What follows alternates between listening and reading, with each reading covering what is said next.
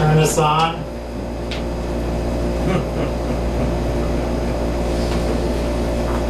Good evening.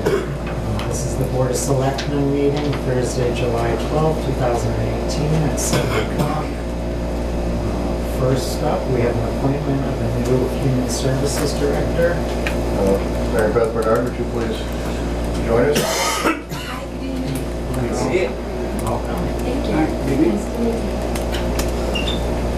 We, as you know, due to the retirement of Donna Madden, we had an open position for 12 hours a week for HR Director. And quite honestly, I was very nervous when we advertised. I was worried about finding anyone who had municipal experience. Happy to say I was wrong. We received 8 applications, several of which were very strong in municipal experience. And Mary Beth was the best of the best. I'm going to let her tell you a little bit about herself, but I think we're very fortunate to have the opportunity to hire her. So I just ask you to tell the board a little bit about yourself. Nice to meet you. I'm currently serving as the Assistant Town Manager and HR Director in the town of Foxborough. I have announced my retirement, so I'm transitioning out of that position. I'm also the chair of the Massachusetts Municipal Personnel Association. This is my 4th year serving as the head of that state association.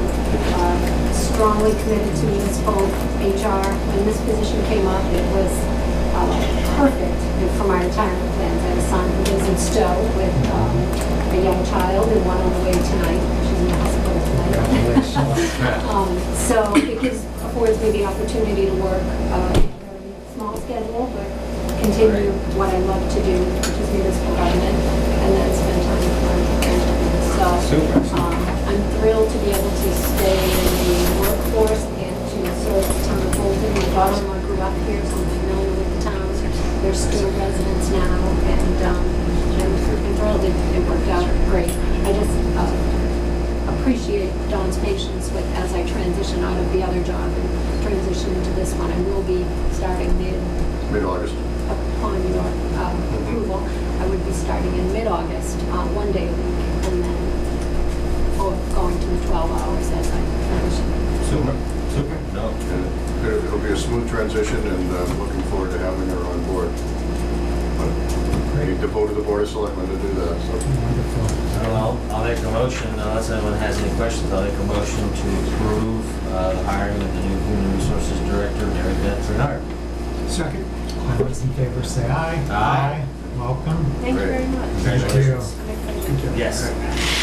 Great, thank you. Thanks. See you in Thank you very August. much. Thank you. Thanks, Linda. Bye. Welcome aboard. Thank you. We'll be talking, but good luck tonight. Thank you so much. Yes, good luck on all that. Take care. We have a request for approval to hold the Halloween parade and party on Saturday, October 27th from 3 to 5 p.m. Laura Roberts from Parks. Hi. Hello. All right. It said the Saturday, I don't know if we got it yet, but we are going to hold our annual Halloween parade and party again this year. October 27th, it's a Saturday, 3 to 5 p.m. The main difference this year is we're going to start the parade from the town common. We've started it from the library in the past, we've started it from Memorial Field in the past. This year the pavilion should hopefully be built by then, so it'll make a good location in the event of rain for the parade to begin and gather there. And so we hope to have maybe a children's entertainer to keep people occupied while we're waiting for the parade to begin. So it'll start from the town common, head east on Route 17, turn on to Mechanic Street, and then Trick or Treat Lane will begin at the Emerson Circle, per usual. I've communicated with Chief Nelson, and he is on board and in agreement with the plans. Super. Great. I'm all good with it. You guys okay? Yeah. Make a motion to approve of the Halloween parade and party on Saturday, October 27, 2018. Second. All those in favor say aye. Aye. Thank you. Thank you very much. Thanks, Will.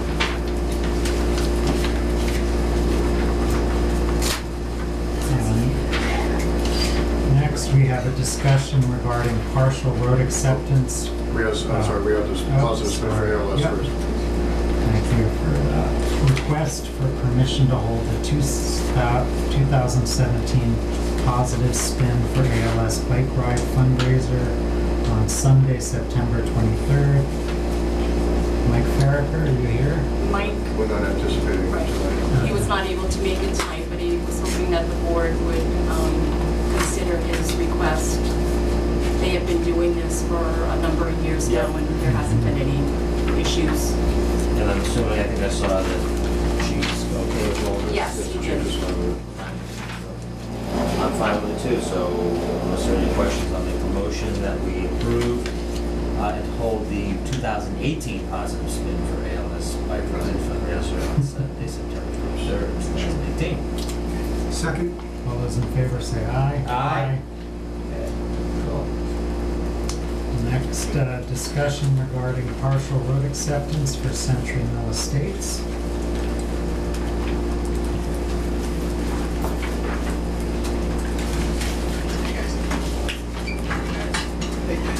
So we've got Eric and Mark here, new planning board. Yeah, so, I guess just let me set up the discussion. Since, we've been talking about a lot, but just so everybody listening knows what's going on. So, Century Mill Estates, is about a roughly 80 house subdivision. About 40 are done in phases 2 and 4, and it's about complete. Phase 1, which is along Century Mill Road, is probably going to start in the fall. And then Phase 3, which connects 2 and 4 to 1, has some various owners. I'm not exactly sure when that will start. But it's, They're on board. They want to get started. okay, so they'll probably start in the fall too. But regardless, in saying that, phases 1 and 3 are probably years off from being anywhere to being next to complete. Well, phase 2 and 4 are about done, and there's been some residents there for 4 or 5 years, and they would love the road to be accepted. And with that, if the road is accepted, the town will plow it, and they don't have to pay for it. And there's other things that go along with it. In the past, we've never had a subdivision this big, so typically we just accept the roads as a whole. We've never really done a partial acceptance, so that's kind of what we're here to discuss tonight. Of course, if we did this, all the things that normal checklist that we would have to go through, with the DPW director, fire department, town engineer, all that would have to pass muster with everybody before it was approved. We need to go through a winter. And it would, of course, have to go through a winter. That's part of the checklist, yeah. Yeah, it would have to go through a winter, of course. Century Mill Estates, and there's some things like berms, and maybe Fred can get into this a little bit more in a bit, berms and other things that they don't necessarily, if the town isn't willing to do a partial acceptance, they don't want to go do all these berms and get the final touches done if the town is going to say, well, no, we want to do it as a whole. So what Century Mill Estates would like to know from the Board of Selectmen is that if the checklist is met, if it goes through winter, if the town would be willing to put it on the warrant for phases 2 and 4 to be accepted by the town. The planning board at our last meeting voted to recommend to the Board of Selectmen that if the checklist is met, that the Board of Selectmen should put it on the warrant. So that's pretty much where we stand. Fred's here from Century Mill, and Fred's here from the town engineer. So any questions you guys have? So the one other thing I would add is that as part of this partial road acceptance, at the end of the road for phase 2, Yeah. we'd be added, the developer would be putting in a permanent grade cul-de-sac turnaround for fire, so it's not a dead end. In phase 3. Yeah, be in the land in phase 3. So phase 2 would be complete. Yeah, so everything, phase 2 and 4 would be complete then, would meet all the fire department requirements for turnarounds and all that sort of thing. Less granite curve and island and everything for the fire truck turnaround Yeah. is what my understanding was. So that's, did any of you bring a plan for us to look at? For what, the turnaround? Or overall? Well, just the areas we're accepting and where the, I can go grab one real quick. okay, that'd be Oh, I've great. got, So phases 2 and 4 come off of Spectacle Hill, and that's self-contained. Yep, right. Yeah, so there's one entrance So there. it's easy to demarcate It's- the it's- area that we're exactly, talking yes. about. all right, Yeah. so they want a partial acceptance of the entrance and these two. Yep. Yes, yep. That's, Contiguous units. Yeah, it's contiguous areas. All the heavy construction is done, so all the heavy equipment will be out of there. And then, and the cul-de-sac, they're gonna put the That cul-de-sac. would just be a temporary cul-de-sac. Well, it's being built as permanent in case there's ever any issue that 1 and 3 are not completed or anything like that. We're not putting it in as a temporary that's gonna Right. fall apart in a few Okay. years. Right. It has to be built. Yep. It has to pass Fred's muster, so. Now, you mentioned the heavy construction equipment not being used in those two. It's 2 and 4 we're talking about, Yeah, right? 2 and 4. Yellow and blue. Yeah. All right, And yellow one- and blue, okay. And 1 So- and 3, one is the red and 3 is the green. All of the heavy equipment would be accessing off of Century Mill at that point. Okay, so So- that was where I was Okay. going. There wasn't Yeah. gonna be any more need for heavy No. equipment after the town accepts the road. That's correct. There is one lot owner that has not built his house, but it is possible to bring a piece of equipment in, offload it on plywood, put it onto the lot. Okay.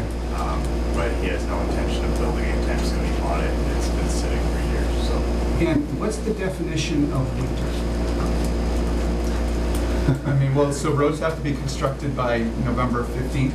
Yes. Due to you weather? Can't pave any later than Yeah, November. you can't pave any later than that. And then town meetings in May, so it's spring, you know. Okay, So- but, so so by the April berms and- and the yeah. paving Yeah. and all that stuff would have to be done Yeah. by November November 15th. Yes. And everybody agrees to that? Yep. Yeah, essentially, having been planning board for 4 years. Fred's gonna, Andy has to come up with as-built plans. He's gotta get all the work done, gotta do the final coat of paving. Building inspector goes out, Fred will go out, make sure that the road is done for the as-built plans, which will have to be done in November, December before the asphalt plants close. They will go through the winter, and in the spring, everybody goes back out, takes a look to make sure that nothing happened, there's no erosion, no deterioration, et cetera. If there's anything that needs to be done, it's fixed. And then if Fred and Joe sign off on everything, they say it's good to go, we throw it on the warrant for acceptance. May I ask a question or clarify? There are things that can be done, just paving can't be done due to weather after November 15th, but if we had to grub vegetation out of ponds, things like that that aren't related to the paving and temperature, we could work on. Well, just so you know the timeline though, we would, I'm aware. the town goes to print with the annual town meeting warrant roughly April 1st. So we could have, the selectmen could have an article on the warrant proposing to accept the three roads, right? Yes. Yeah, 3 roads. And then town meeting is always held the first Monday in May. So you would have up to the first Monday in May to get all the work done, if there was any extra, any repair work to be done. Street trees. Right, paving, exactly. Whatever, Yeah. and And then, signs, stuff right, like that. as long as when we walk into town meeting that night, everybody who needs to sign off has signed off. Okay. Then that night, town meeting can vote to accept the road. If otherwise, the selectmen would propose to pass over the article and it wouldn't get acted on. So the ultimate deadline is the first Monday in May, but there are 2 deadlines. One, all the work has to get done before November 15th, survive the winter, and then when we go back out in spring, go off whatever punch list there is, all that work gets done, and then you're good to go. Work like cleaning up vegetation from ponds and stuff that can happen after November. But that's not the road, it's a That's not the road. It's not the road. But that's part of the acceptance of the Yes, yes it is. Okay. drainage basins and stuff like that. Right. I just wanted to Well, clarify that. the drainage basins, yes, absolutely. Yeah. That's what I meant by ponds. I thought you meant pond area, no. All right, but you said stuff like street signs and stuff like that. I didn't say street sign. I said street signs. Okay, but that kind of stuff would have to be done by the 15th, or are you saying that could wait until May? It should be done by the 15th, and then see if all that survived the winter as well, and if a sign needs to be replaced, it should be replaced. So I think, just another thing to add, oh, sorry, Fred. at our last meeting, so we have the typical report that Fred Hamway does, but also Joe Lynch went out and walked with Erica and Fred Yeah. and went over a list of things that Joe thought needed to be added. Binder, there was areas where some road had to be patched up, or different sections had to be redone or topped over. So Joe has a pretty big list that we talked about at the last meeting that we're all on the same page with now, I think. I think we're. Yeah. So who owns the official list of things to do? Where is that? Fred reviews what's been done, and then the official list is sitting with the planning board on top of that what needs to be done. But we've discussed, they have the list. Yeah. Berm, station markers or addresses, whatever you prefer. So the to-do list is owned by the planning board? Yeah. Okay, But it's made, most of the input's from Joe. that's fine, just so long as I understand Yeah. whose document we're talking about. Yep. So, But a couple of things. can you introduce yourself? I'm Fred Hamway. I'm a consultant for the planning board. I do the inspections for the construction of the roadways. There isn't work to be done, just like the beginning of the job. There isn't a list of everything to be done. So there's work to be done that still hasn't been done. There is not an official list of that. So day one, clear the trees, start. No, moving not the vehicles. tasks, not the tasks, but Right, what but are the- what are even the- the items like planting trees aren't completed, correct? Correct. You have So road there isn't a A, to-do B, list and that those have to be done, is what I'm saying. not his inspection report as well. And they're really not on Joe's list. Joe's list is what he saw that has not held up, certain things like that that has to be repaired. Okay. That's mainly Joe. So there isn't a to-do list. The list is, as work is going on, what's been accomplished and what wasn't accomplished correctly, it has to be changed or things of that nature. But those things you're talking about are things that are in the plan, though. On the plan, correct. Yeah. So how do we avoid getting to a point in April where one group says, there's still stuff needs to be done, and another group says, no, I've done it? It's gonna be myself versus Century Mill, Fred and Andy and so forth. And basically, not to put myself above you, if I say it has to be done, it has to be done. Okay. And the other thing I want to mention about work may be done in the spring, plantings, for instance, the trees, they shouldn't be planted in the spring, April 31st, for a May 1st meeting or whatever date it was. So they should be still planted. 99% of everything should be done before the winter this year, is what I'm getting at. There'll be some cleaning like that, but not new work shouldn't be done. Maybe some maintenance, I guess, is the best thing to say. We're on the same page with that. I agree with you. I'm not familiar in detail with this, so I'm just asking, Sure. very simple, basic questions that I'm sure you guys have all worked out, but I haven't been exposed to the answers yet. So Fred has a role to play, and then what role does DPW Director Lynch play? In combination with me, items that he feels haven't withstood the time or are old now and worn. For instance, he wants fixed and regenerated, repaired. So he's already gone through that with myself, with Fred, walked it with Erica, with other members of the board at one time. There is no, from Century Mill's standpoint, there is no debate on what has to be done. Okay. Is that the best way to say it? That's correct. Other than me presenting the berm replacement to planning board at the next meeting. The Right, station that's still up in, That's the only thing that's up in the air. with Everything Joe's else is- and you, to Joe to accept that. Right, well, he Method referred over to there. planning board in his email, so So at the last meeting, you asked me to give you areas that I felt, and then you wanted to come out and look at it.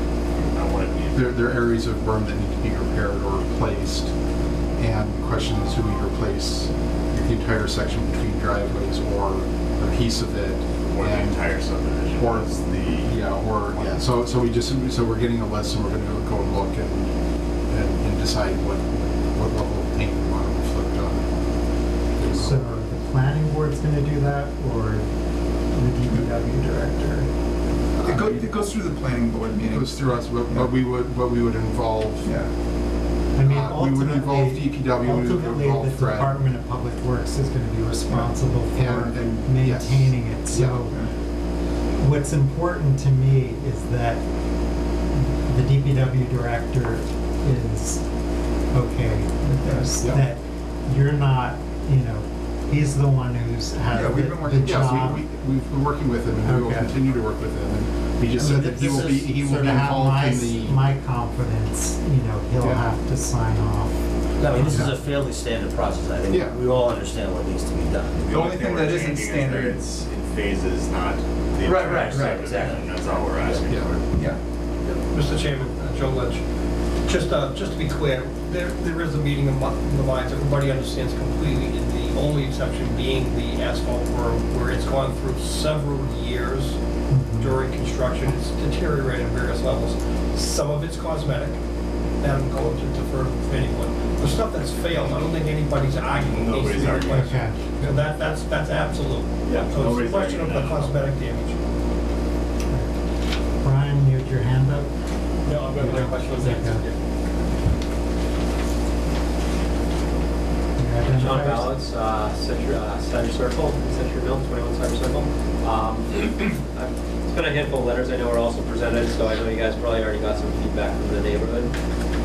So I'm in complete support of partial acceptance. I think, as everybody is in the neighborhood, I think we've been at the mercy of the completion of the road by Mr. Benenson for some time. One thing I would ask, I don't have clarity on, so it sounded like there wasn't a clear checklist, but there's an agreement, so I hope that's worked out with the gentlemen that are in charge. I feel like that is. I don't know how it's being funded, and so I wanted to just ask maybe the planning board, as far as if it's being funded by the bond release, are there checkpoints to make sure that they're accommodating what they're released for, similar to a construction loan? Because I would like to make sure that there are timelines assessed to each checkpoint of what they need to get done, because I don't want to see them start and have a full bond release and not finish. Bond is I don't know how tied, it works. no, the bond is tied to Full tasks. So you do everything before you get any of the bond? That's great, okay. I just want to make sure, because Well, we've done partial releases of the bond, but the bond is tied to, kind of like it's construction loan. yeah, there's a construction list. Okay, as long as there's checklists, because I think I brought up with the planning board meeting before that they got an extension, that the road was going to be started within a month, they got an extension, then it wasn't started, it's 2 years later, so I want to make sure we have those checkpoints in place, which is great. I trust the planning board, everything I've heard, and fully supportive of this request, so I hope that goes forward that way. So Fred, you said there isn't a list, but there is a list. If you want to say there's a list being the bond, the itemized bond items. Just the things that have been agreed on that need to be worked on that can be shared with the homeowners so they can become advocates for. As an example, a perfect example is the top course of pavement hasn't been done. That still has X thousands of dollars allotted to it that still has to be done on the bond. The trees, final landscaping, those are still in the bond. The drainage pipes have been released from the bond. They've been in place for a number of years. So that list that was long has gotten shorter. And the only thing really outstanding that's not on the list is repair items that have been agreed upon and not debated in any way between Fred, myself, and Joe. So is there a way to simplify that or condense it for the homeowners? I think as far as the email that Joe Lynch had sent to the planning board, it's pretty specific as to the items within the roadway. It doesn't include things like plantings, stone mounds for the radiuses, things along that line, but it does have damaged binder, where we're going to grind, where we're going to replace binder. Obviously, we have top level road, and part of that is lowering structures, raising structures, depending on what the repair is. Those are just standard construction things, but the town's holding X number of dollars, which is sufficient to complete the work, so shouldn't be any problem there. along that same line, in the order of conditions for the project, there's a variety of things that are called out that need to be done for it to be accepted. So, is there a master list that we have pulled together? Not really at the moment, I don't think, but the developer knows what he needs to do, and Well, we that's have- what Fred is. we do have the email. We do not have it. Does the email say concrete bounds? And, a lot of the other stuff that's in the standard order of conditions. It's things that's in the bond, it's things that Fred. It's all documented somewhere, it's It's just not in one place. There's not one. Yeah. There isn't, I don't think there's anything that isn't documented. It's all, But it's all the only known. thing that's in the second place is the repair items because of age, Yeah. for the most part. And That Joe and most of those are. wants Joe's- done before he gives his acceptance of what he's gonna take over his ownership. Also, when we leave here tonight, it's not, we're not gonna see them till April. I mean, we meet with them almost every single meeting and talk Whatever you about it. want, buddy. Fred lives at planning board meetings. One night a week. Yeah. Sir? My name's Terry McLaughlin. I'm a homeowner at Central Mill as well, on Old Stone Circle, and I just wanted to kind of indicate my support for the partial takeover of the roads, and I would ask you to consider that when it's the appropriate time. But everyone's kind of touched upon the list and who's responsible for the list and the accountability for the list. And I guess my one concern is that we get to April and everyone's pointing the finger at, we complied, no you didn't, we complied with this, no you didn't. So that's my concern. We've heard mentioned that there's a list, but there's items not on the list. Well, the thing is, we're gonna know by November, December, whether or not this is a candidate for acceptance. If they don't get everything done,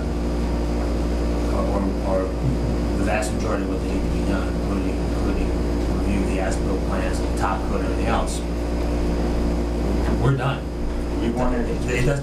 There is no acceptance in April, so we're gonna work to, I mean, this is a well-known process, the parties involved know and understand what needs to be done. I've been on the planning board for 4 years, went through quite a number of road acceptances in my day.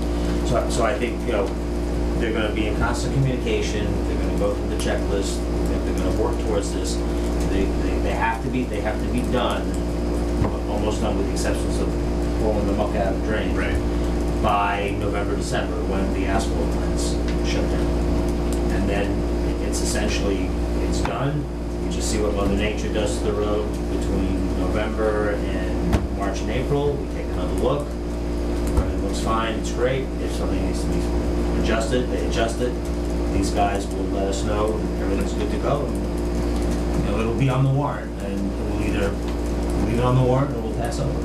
We're not asking for They anything. can clarify something before you have someone else call all these items. Excuse me, Joe, for the most part, it's berm and binder, is your biggest list. Berm binder and the transitions to driveways and sidewalk areas. Okay, The ADA so compliance, the right. berm and the binder are still on the list of bond because I've held back money due to repairs in the future. It might not be enough money, it might be, I'm not sure, but it's still, the list still has those two. The only thing really doesn't have is when they put, what Joe just mentioned last, when they put the finished course down, they gotta blend it into each driveway on the finished course. So they have to go into each driveway, 5 feet, 10 feet, whatever, how it blends. So item-wise, maybe not dollar value, item-wise, everything's covered, I think, on the bond list. Dollar Except value for, it is too, because I've already gotten my pricing back to do the work, and we're covered by the amount. oh, okay. So I just thought that the items are still there because they were held, because they weren't accepted because of time, just in case there was damage due to construction. So I guess it's still labeled. Okay. I think the other thing I would just add is that the developer is going to want to include DPW very frequently, because if DPW director comes in and says he's not comfortable with the road, we're going to say no. I mean, it's as simple as that. So they're going to have him out there making sure they're doing what he wants, and the engineer is going to be out there inspecting. So this is going to get a great deal of scrutiny, and they both know what's needed, and we're going to be out there. So I don't think, we're not endorsing a black hole here. Ma'am? Yeah, hi, Kathleen McDougall, 51 Old Stone Circle. I also want to echo support for the partial acceptance and appreciation of your consideration for that. One thing that I've mentioned at some of the planning board meetings before to keep in mind is that from a targeted completion date, if there's any way to back up that time frame a bit to try to target completing it in the October time frame, only because the weather can be unpredictable in November. And hopefully having this accepted by next spring is important to the homeowners. I mean, I think as the developer pushes that completion closer and closer to the middle of November, they're taking that risk. And they want to get, if they put the money in to get everything else done, they want to get it finished and get it accepted. So they will do it as early as they can, I expect. Yes. I will say, yes, I have told the contractors we're using to do the road work, October is our deadline, because things do happen, and I want that buffer. I also wanted to say that we've been waiting for this meeting for approval from the Selectmen, because I'm not going to go do $250,000 worth of work and then not have it approved and have to do it again when we finish the other phases down the road. That's something I can't afford to do. I mean, I can't throw $250,000 down the drain. So this is what we've been waiting for, and I'm hoping we get their support tonight, and we get the letter, and maybe the contracts are on site. So that's where we're at.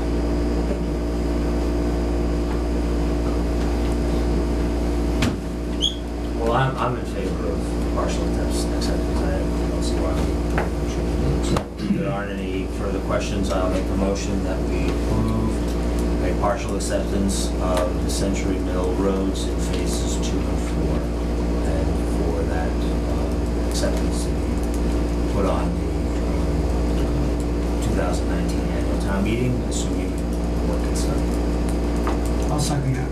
All those in favor say aye. Aye. Thank you. Thank you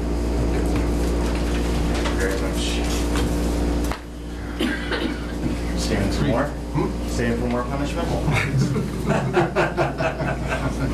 Thank you, Lisa. Take care, guys. Good seeing you. Many years. Jonathan. Thank you. See you later, guys. Next, we're going to have a discussion regarding the affordable housing plan. Yeah, so, this is going to be a big topic of discussion for the planning board over the next couple of years. Where we got to this is, first of all, the town is dealing with multiple 40Bs going into different locations. Everybody knows someone on Sugar Road, but there's a couple coming on Still River. There's a couple near two potentials near Century Mill in that area. My fear on the planning board is that in talking to owners of business property is that because 40Bs can go in any zone. They can go in residential, or they can go in business or industrial. They can go anywhere, any zone. So my fear is that a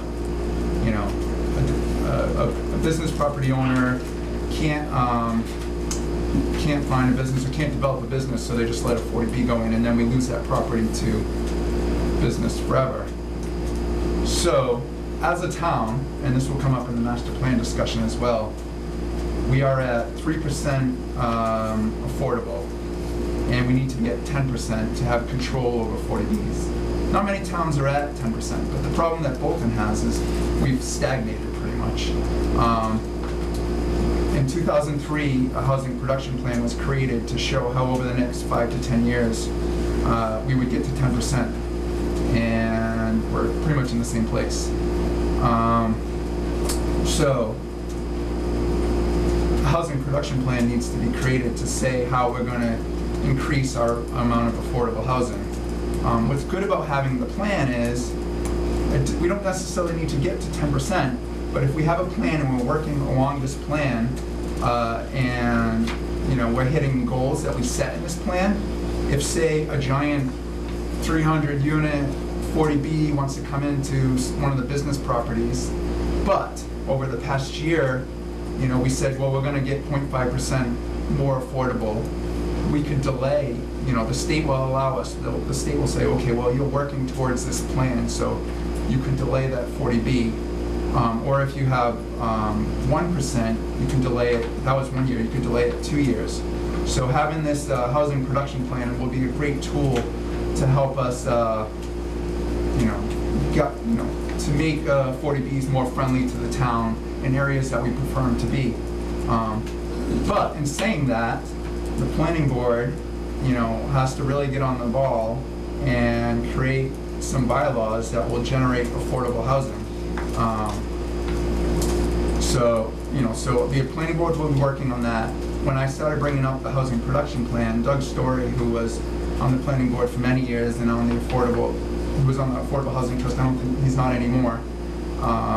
He said that in 2003, I think Stan might have been involved in that process. In 2003, the Affordable Housing Trust, and it looked like a list of 9 names or so, created that plan. In 2010, they started to work on a revision to it. I'm not sure if it got submitted or not, but it came back with changes, but it never got approved by the state. So right now, we're sitting on a 15-year-old plan that needs to be updated. The current thinking is that the Affordable Housing Trust, which I think the selectmen are technically members of, right? And then Kevin O'Brien is the chairman, but he has nobody under him. At the last meeting, you guys were going to nominate 2 more people, and I had requested that we had this discussion first, just in case anybody was wondering why, is because the Affordable Housing Trust for the past 5 or so years has been a pretty sleepy board. So if somebody was coming onto the board thinking that there wasn't going to be a lot of work, the planning board is requesting that this board is, this is a pretty big task to do this housing production plan. So I just wanted the people who are coming into this board to know that we would like them to work on it. And if that board can't do it, maybe we need another committee that is responsible for this.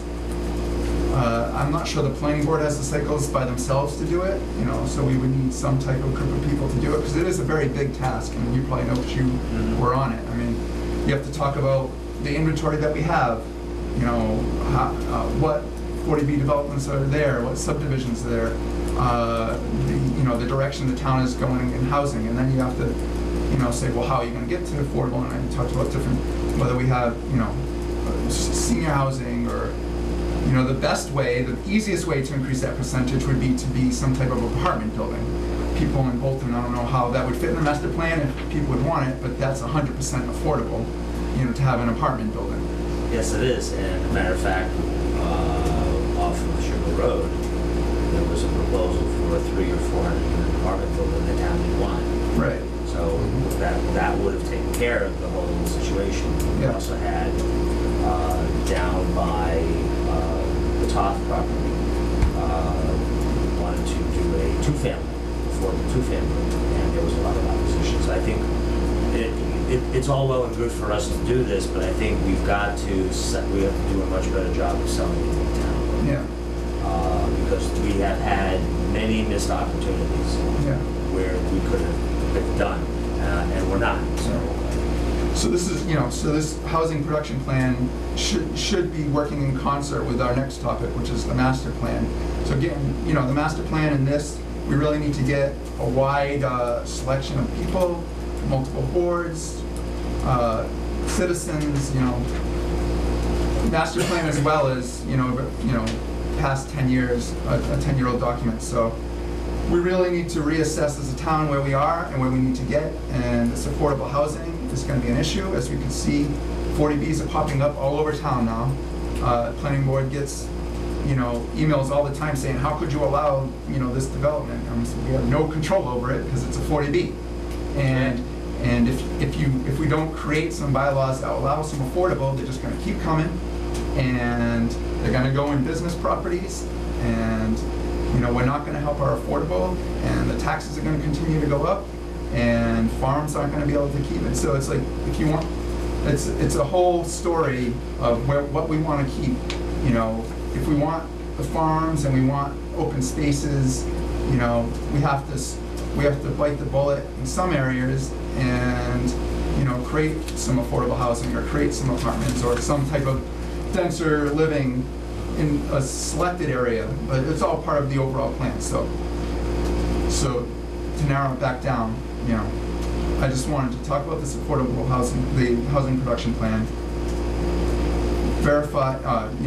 determine the committee that will work on it, which I assume will be the Housing Trust. Make sure the people that are coming into the Housing Trust know that that's what we'd like them to work on. Maybe the Housing Trust, the Affordable Housing Trust needs to get bigger. Maybe we need to add 3 more people to it, to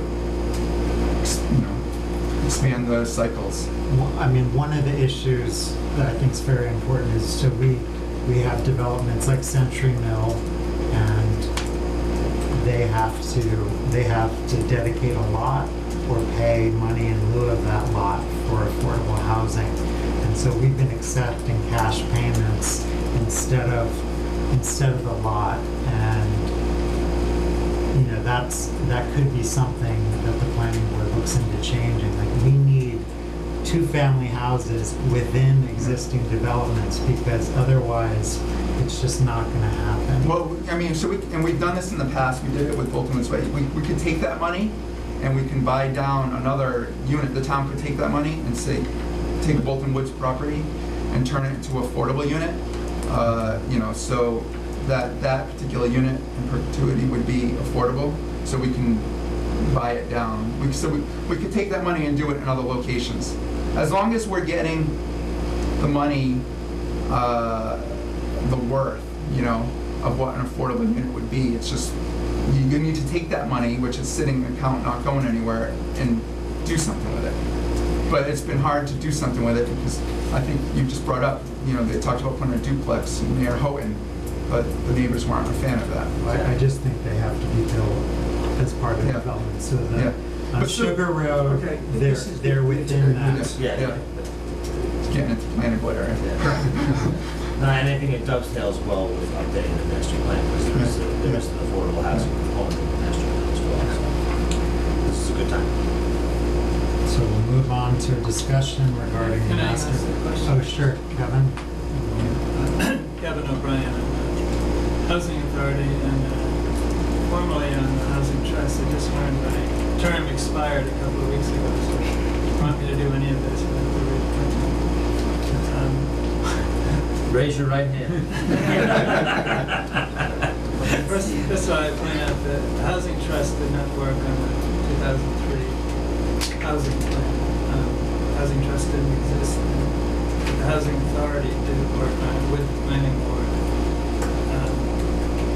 And it seems to me it's a more appropriate group. I mean, the Housing Authority isn't really in charge of planning for housing. However, for people interested in housing and the Housing Authority, we don't have other things to do, so it's likely. Well, that was my concern. Yeah, Kevin, that was my concern, is that your group and the people that were being nominated weren't going to have the cycles to do what we need done.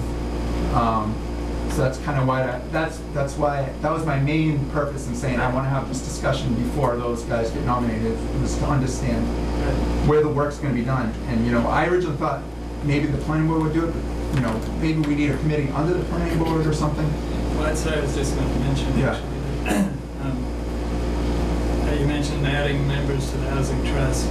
Really, that's, I think, not the best way to go forward is to have an ad hoc committee, a housing planning committee that's made up of people on the planning board and as the overseer of it all.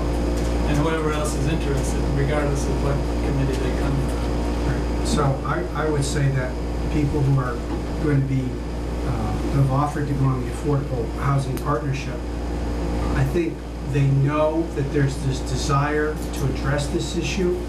I don't think it's up to us to tell them that they have to do it. They can consider that as part of their, if they want to extend the commitment that they're already have said they're willing to make. Mm-hmm. So I'm not prepared to dictate that the development proposal for affordable housing come out of any specific group, not tonight. Yeah, that's fine. And if you guys determine, you tell the planning board or the board of selectmen, whoever, we're not prepared to do this, then we have to create, like you said, an ad hoc committee with, some group of people, whether it's some planning board or some other people. So that's kind of what I wanted to talk a little tonight. It seems like that's the way Kevin's leaning. Yeah, it's a good discussion because many of us are not aware of that history and that, what that kind of plan does. So it's nice to get that out in the open. If I may make 2 points before you move on to the master plan. First of all, I mean, it would seem to me that the planning board is an integral part of this because, as you said, Eric, you're going to need to create new bylaws to support things that would in turn support the plan. So I think it's, I think it's really tied to the planning board. And also, wherever the work is done, I feel compelled to make it clear now that the town planner does not have any cycles at all to contribute to that sort of magnitude of work. She's out straight as it is. When she was out recently, her absence was felt incredibly. And she does not, I mean, she's always trying to be helpful, but she does not, she can't have any real impact on this. She does not have the time. No, I did not expect it to all fall on her. Rick's got his hand up. One more thing I'd like to say. For me to participate in any housing plan for the town, it has to be based not on trying to get rid of the threat of 40Bs, but on the value that affordable housing has for the town. You probably all would agree with that, but I just wanted to interject that. Yeah, I agree. Maybe I worded it wrong. I maybe worded it wrong, but what I want to say is that we can have control over where affordable housing would go, whereas in our current state, we don't have any control of where it would go. So to create more of a friendly, affordable housing situation. Jonathan, Kevin, you were reappointed to the affordable housing, so you just need to be sworn in. Pam will swear on you with the Upstairs.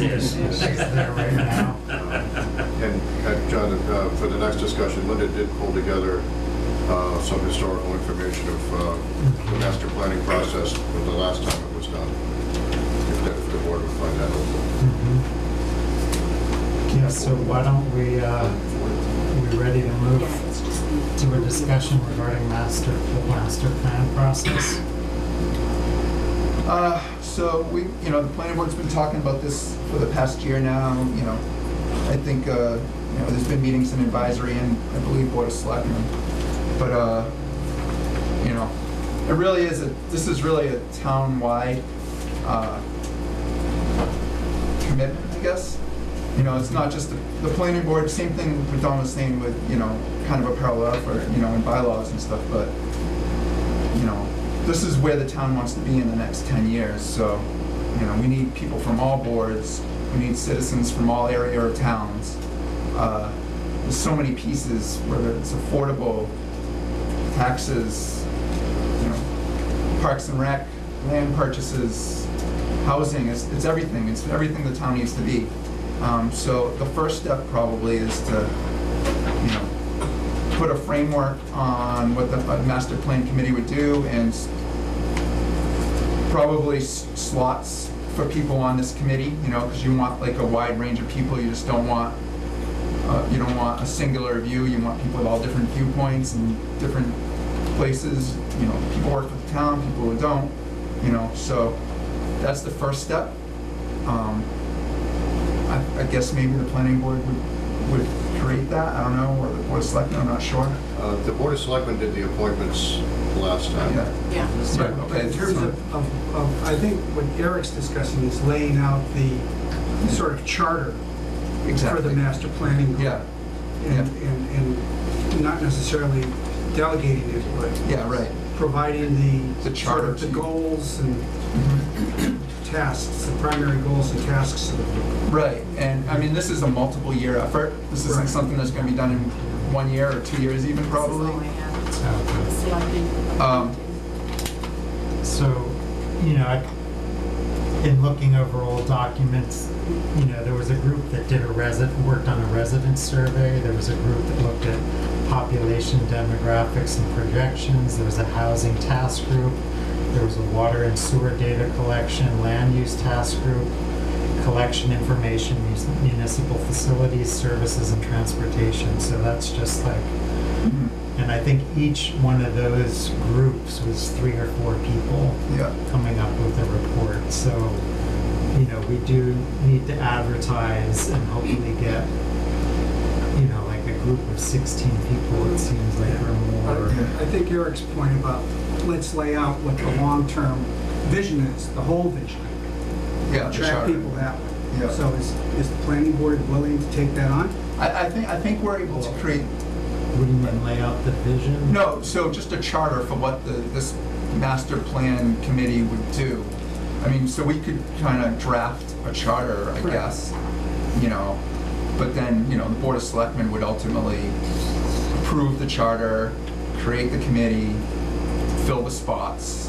Right. I think the Yeah. planning board's got better perspective on, you know, I know I would pick this piece and this piece and this piece to work at, but the planning board would have a better overview, a better integrated view of everything that should be included, I think- taxes yeah, and stuff. right, and I think we could create a draft, but then you would need advisory, Board of Selectmen, a bunch of other committees to come in and review and make edits and stuff. Right.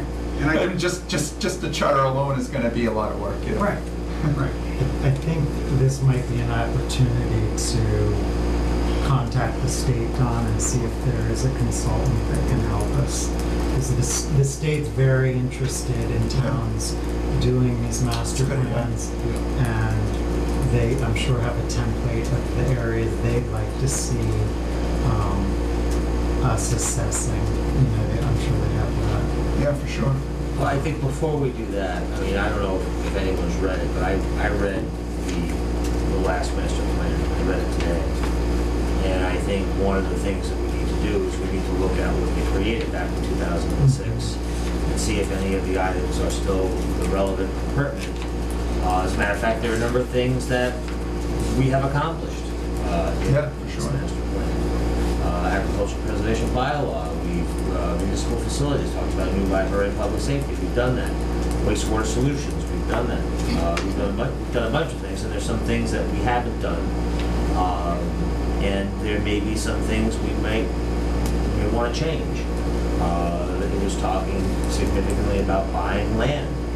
And as we saw last year, I mean, the public really didn't have an appetite to buy Camp Virginia, so maybe that's not necessarily as highest a priority, or maybe we have to go about it a different way. But I think anything we do, I think before we sit down and just try to, what are we going to do? Let's look at what was done.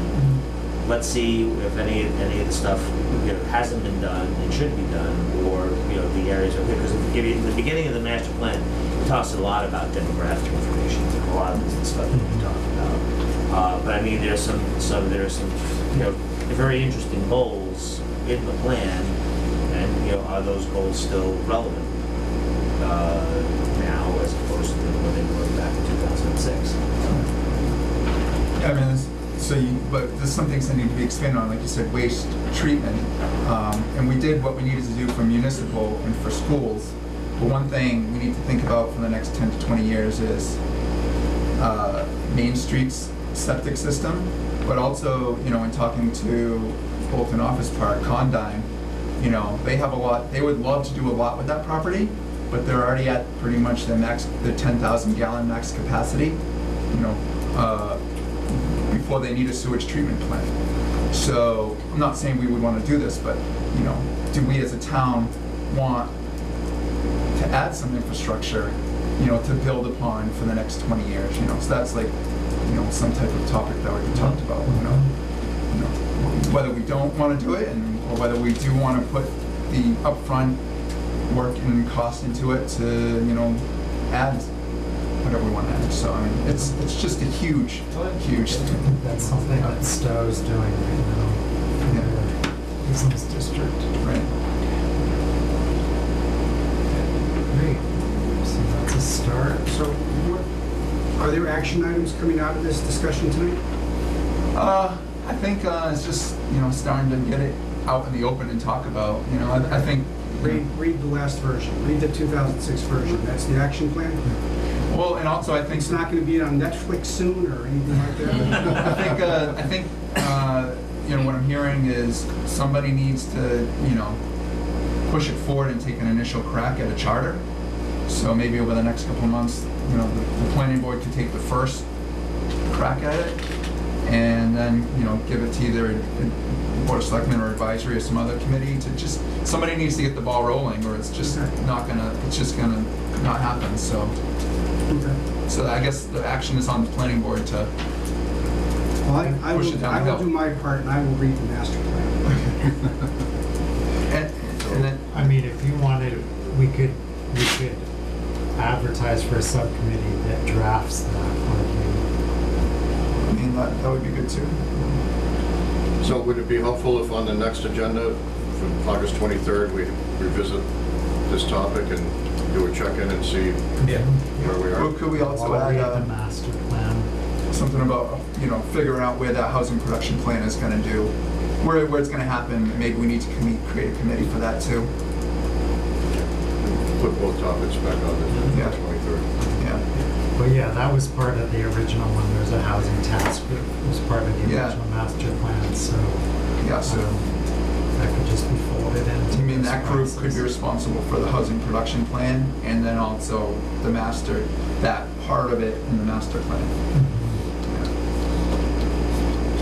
I didn't want the housing production plan to be tied into the master plan, and that it wouldn't get worked on for like a couple of years. I would like the housing production plan to, since it's over 15 years old now, I'd like to get the ball rolling on that. Okay. Great. Thank you, planning board.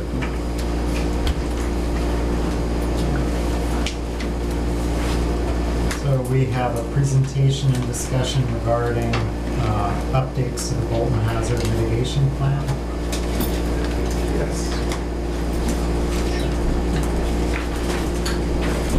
Hello. Hi, how are you?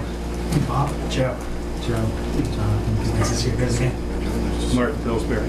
See you again. Thanks. So, instead of subjecting you to a projector that would go into that screen or something, we have a PowerPoint, but it's all printed out for people to just follow through. There's a quick way of summarizing the information we'd like folks to have, and we have a few extra copies for folks in the audience who might want to follow along. So that way and that way. We should have enough for most people here. So thank you for having us on the agenda tonight. This is the second of two meetings in the process of creating the town's new hazard mitigation plan. And we are now at the point where the plan has been drafted, and we are coming forth tonight to give you a brief presentation about that and let folks know that it will be posted on the town's website. And so people beyond the ones in this room, anyone in town, could take a look at it. We'll keep it up there for like 10 days or so and invite any comments or questions. So what the presentation we have here is, maybe just step through this unless anyone has any general questions before we start. Just a quick reminder, and for those who worked maybe at the previous meeting, is what is the plan and why is the town doing it? It's part of a national program from the Federal Emergency Management Agency that encourages communities to develop local plans to what we call pre-disaster, to before disasters hit, what we can do to make the town more resilient, to make it less vulnerable to the damages that are caused by a whole host of natural hazards. The first plan was put together in 2010. It was a new program back in the early OOs. The plans have to be renewed on a cycle, and so this will renew the plan. And one of the incentives, it's not a requirement, a mandate that you have one of these plans, but FEMA puts a good strong incentive in here for doing it, and that is there's several categories of grants that are available to do projects on the ground, like drainage improvements and that sort of thing. But to qualify for this, even applying for those grants, you have to have an approved plan in place. And the FEMA approval of the plan has a 5-year life. So once this plan is put in and approved by FEMA, you'll have the next 5 years that you'll be eligible should you want to apply for any of those kind of projects to make improvements to deal with some of the issues that are raised with it. The second slide just is a reminder that there are many kinds of FEMA plans, Homeland Security, chemical spills, all that sort of thing. This particular plan is just about natural hazards. Flooding is the most common thing, but other issues like winds and winter storms and brush fires and potentially even items that aren't so common but could happen, like earthquakes, landslides, extreme temperatures, drought, and that sort of thing. FEMA wants to see these plans be all hazards, whether the hazard has a high probability or not such a high probability, to at least be touched on. The one thing you can get out of having to deal with is coastal hazards and tsunamis. We can give you a pass on that one because of your location. It's going to be a while before sea level rise gets up here. But so what is hazard mitigation to begin with? If we look at the third slide, the definition there that MEMA often uses, the Mass Emergency Management Agency, to permanently reduce or prevent losses to life, injuries, and property damage by using long-term strategies. And in conducting the process of putting a plan like together, we first ask what preventative actions the town is already taking and historically has been taking, because you've been living with these hazards for years, not as if you're starting out from zero. You have a lot in place, so we take stock of what you have in place, and then from that informs us where might there be the potential to increase your measures for mitigation, where are there some gaps, some areas that can be updated, and that becomes the foundation for some recommendations that are in place for things you can do to make your town even more resilient in the future. Slide 4, it kind of talks about this cycle. It's probably not such a big issue in Bolton, but in some communities that have been subjected to repeated flooding events, and some of the coastal communities, FEMA has seen, repeated damage, payouts to rebuild, and then right in the same place, damage again and again and again. So they're trying to slow down or break that cycle with this preventative approach, to take a pause and not only deal with post-disaster but this whole idea of pre-disaster planning to help you reduce that cycle. Looking at slide 5, this just talks about what was the process that was used to develop this plan for the town. So we're here as the regional planning agency because MEMA has provided a grant to the town to do this planning, and we're brought in as the regional planning agency to provide as technical assistance to help put together and draft these kinds of plans. We did your original plan back in 2010, and did similar plans for all the towns in the region around here. The town coordinates this process through a local hazard mitigation team. Is Joe still here? Joe's not here now, but Joe is. Right here. I was back there where he should be. So soft-spoken. I know. Joe is a stalwart in this, and Leslie and several other folks from different departments, conservation, planning, police, fire, etc. We sort of had a very good cross-section. The team had, over the life of the project, 3 different meetings that covered different stages of developing the plan, and it was just absolutely instrumental to have the local knowledge that comes from this team, really a great team. We at MAPC, we know the format for these plans, we know what FEMA likes to see, but the actual data that's specific to the town needs to come from the heads or the documents that are available, and all of that information was brought forward for us very efficiently by the local team. And then, as part of this process, 2 public meetings. So we held the first one, you may remember, back in March. And this right now tonight is the second of the 2 meetings. And then after this, the plan will be submitted to MEMA and then to FEMA in a kind of a 2-stage sequence. They will each get a bite at the apple of reviewing it, etc. So what's in the plan? Well, begin on page 6 by some of the main parts, the content of the plan. Identifying the hazards and mapping the hazards that are really subject to in this particular town. We started at a high level with state and federal data. What you see here is a USGS stream gauge from a nearby area, one of the closest ones we could find that documented one of the most recent floods in the year 2010, as an example. We pulled in information from all sorts of this state hazard mitigation plan, other federal agencies, and then we shift gears and we bring that local team in and we say, okay, what's really going on the ground in this town when you have storm events, when you have wind events, when you have floods, when you have winter storms. And they help us actually identify and map, if you go to page 7, specific parts of town that might be subject to the different categories of hazards. Where are there drainage backups and flooding problems? All of which are not necessarily in the designated flood zones that FEMA calls the 100-year flood. Some of them are along roadways and developed areas where you have ponding of water and backups. We looked at other categories, for instance, dams. There's one dam that was looked at in this plan. And flooding areas. And also another issue, because it's a multi-hazard plan, is the potential for brush fires and wildfires. This is a town that has, as you know, quite a bit of open space and forested land, and so those areas were identified on this map where there's some potential for that based either on history or just the conditions of vegetation that might potentially be an elevated risk. So actually 16 different areas of potential hazard, 14 flood areas and 2 potential fire areas were identified in map. And I know these maps are tiny, but when you see the plan, you will see them large enough to actually read them. And by the way, you also get these maps in the form of GIS files that could be used when you're in overlaying with other things and updated over time. Other hazards, there's a lot of attention paid to flooding because it is the most prevalent, the most ubiquitous hazard among all the hazards. But there are others in the plan should cover it, what's going on in other areas. So we looked at things like hurricanes, blizzards, and then page 8 you see a few examples from some of the statewide data. These are events that tend to be of a large scale across the whole state or the whole region. When you get a hurricane, when you get a blizzard, etc. And you know, records of how many of those we've had in the past and which parts of the state are more subject to those kinds of things. The drought is shown in the lower right side of the drought of 2016, when every part of the state except the Cape was at a high level of drought concern. Not that long ago. That was probably one of our most severe droughts in a few decades. And we're in a mildly dry period now. Again, last year was wet, 2017, but we're in a mildly dry period right now. You never know. That could turn the corner if we get a few rainstorms, or it could be a pre-drought. So you always have to kind of be a little aware of that. Page 9, it shows another critical part of this plan, which is to identify what's considered the critical facilities and map them out in the community. There were 37 sites that the local team helped us to identify.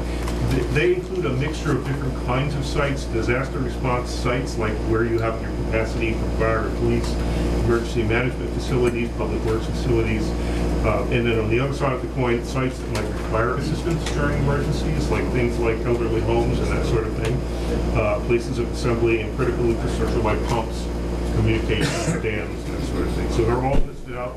There's an inventory in the plan where they're listed out in detail, and they're all mapped on these same maps.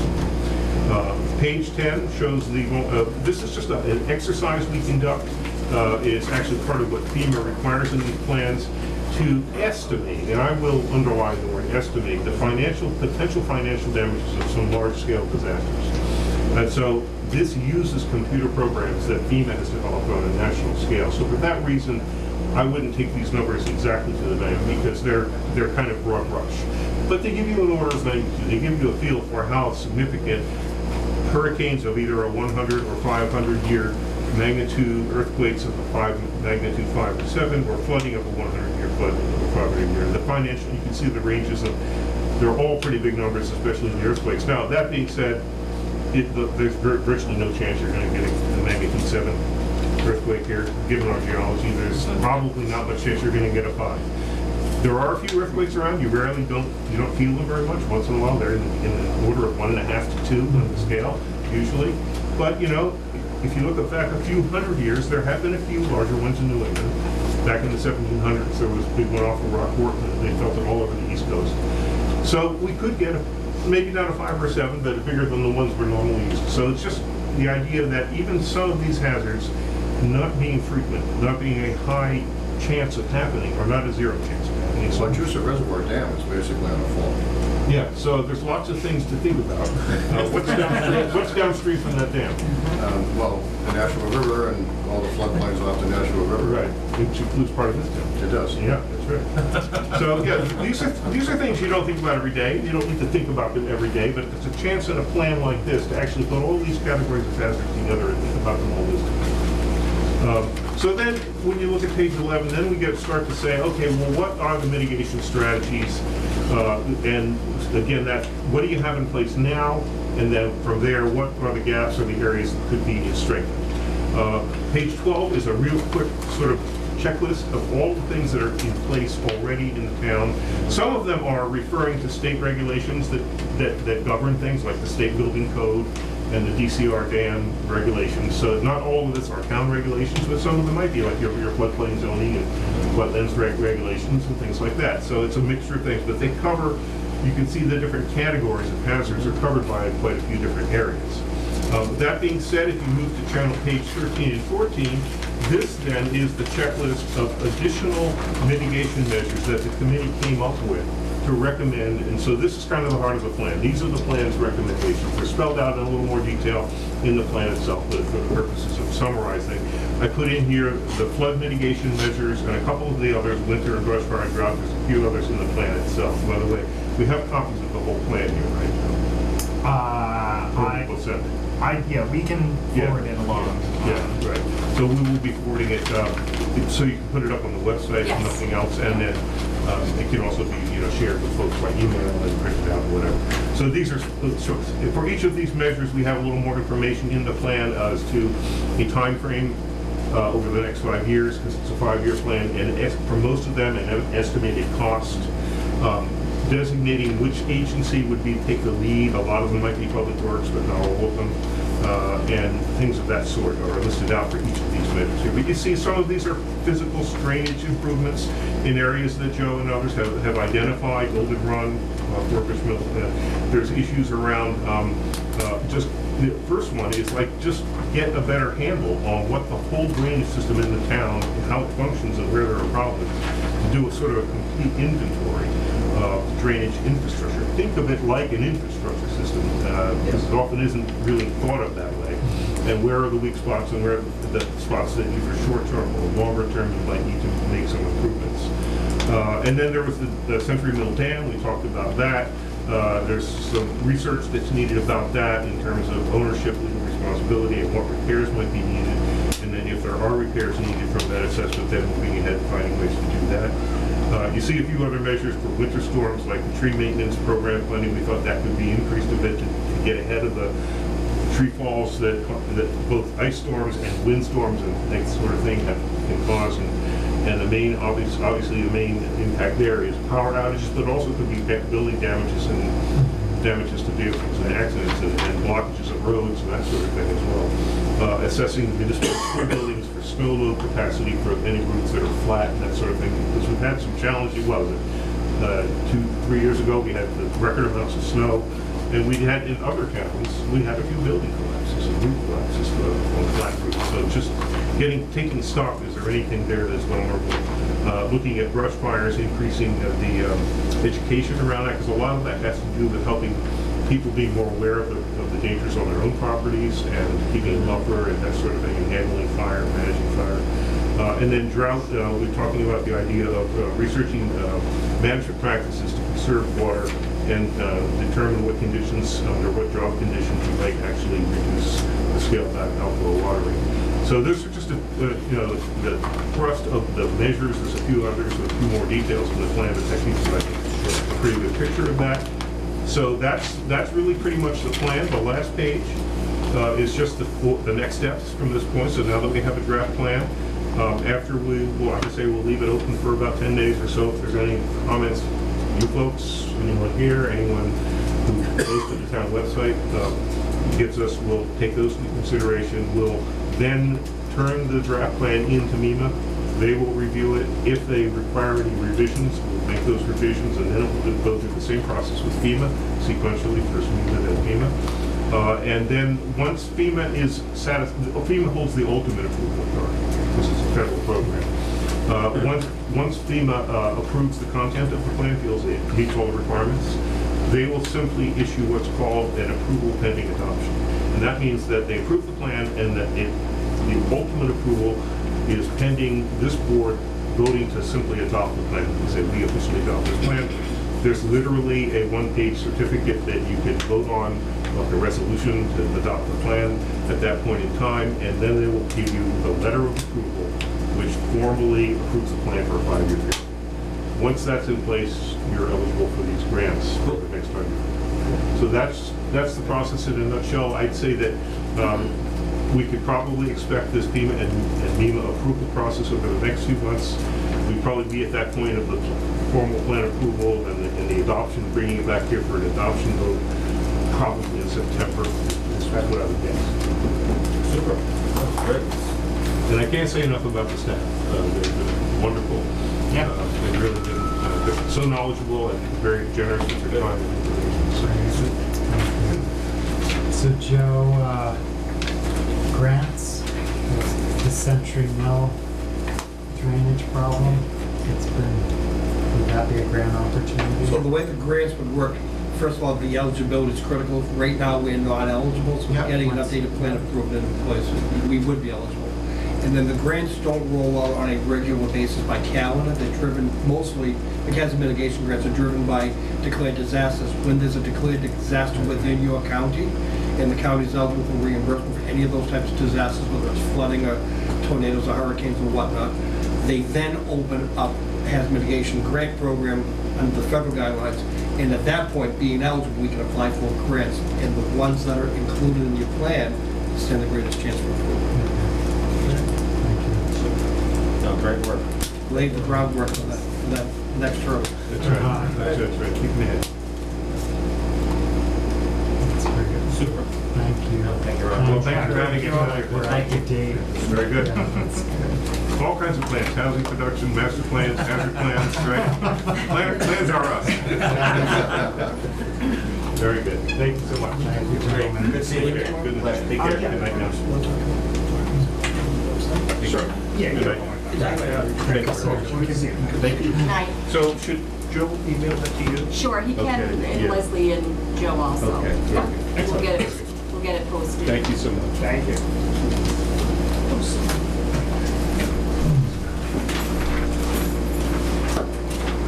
And next, we're gonna discuss, there's a proposal for a Mass Works. Jonathan? Yeah, Is it possible to move up the appointment of the Housing Trust? stay here, Joe. That's fine. Sure. So fourth bullet under number 12. Okay. So we are going to jump ahead and to the recommendation to appoint Jacob Steinman and Herb Cabral to the Affordable Housing Partnership Trust. I'm Jacob Steinman. Hi, Jacob. Welcome. Thank you. We met her last time. So now that you know a lot of work, you still want to serve? That's why I got into it. Super, super. I'm assuming we advertised a little of this stuff. Yes, We we did. did. Don't Well- have any questions? I'd say let's grab them while they're still willing to serve. Make a recommendation to appoint Jacob Steinman and Herb Cabral to the Affordable Housing Partnership Trust. Second. All those in favor say aye. Aye. Welcome on board. Thank you, Welcome. gentlemen. Thank you. Thank you. Okay. And How do now, they need to be sworn into? There's a swearing. Yeah, come on out, Paul. Or do you want to do something else? we're gonna talk about the Mass Works grant, so, Oh, yeah. so you have time to swear them in, I think. Kevin too, yep. So now back to our regular programming. We're gonna Yeah, there you discuss go. the proposal for a Mass Works grant application. We have- Had my glass of water. Terrible sinus situation going on. Cough like Thank you very much. And, I'll just need one document. Joe? Sure. And well, Tom Spessner, that's Tom Laughlin. He is an senior associate with Beta Incorporated, Beta Consulting Engineering firm is a firm that's been in business for decades. I've had great success working with them in other communities, and great success in particular securing 2 Mass Work grants, a PUA grant, and several DCR grants, totaling about $9 million over my career. So we brought them aboard, invited them aboard under this particular round, which application period closes on August 10th.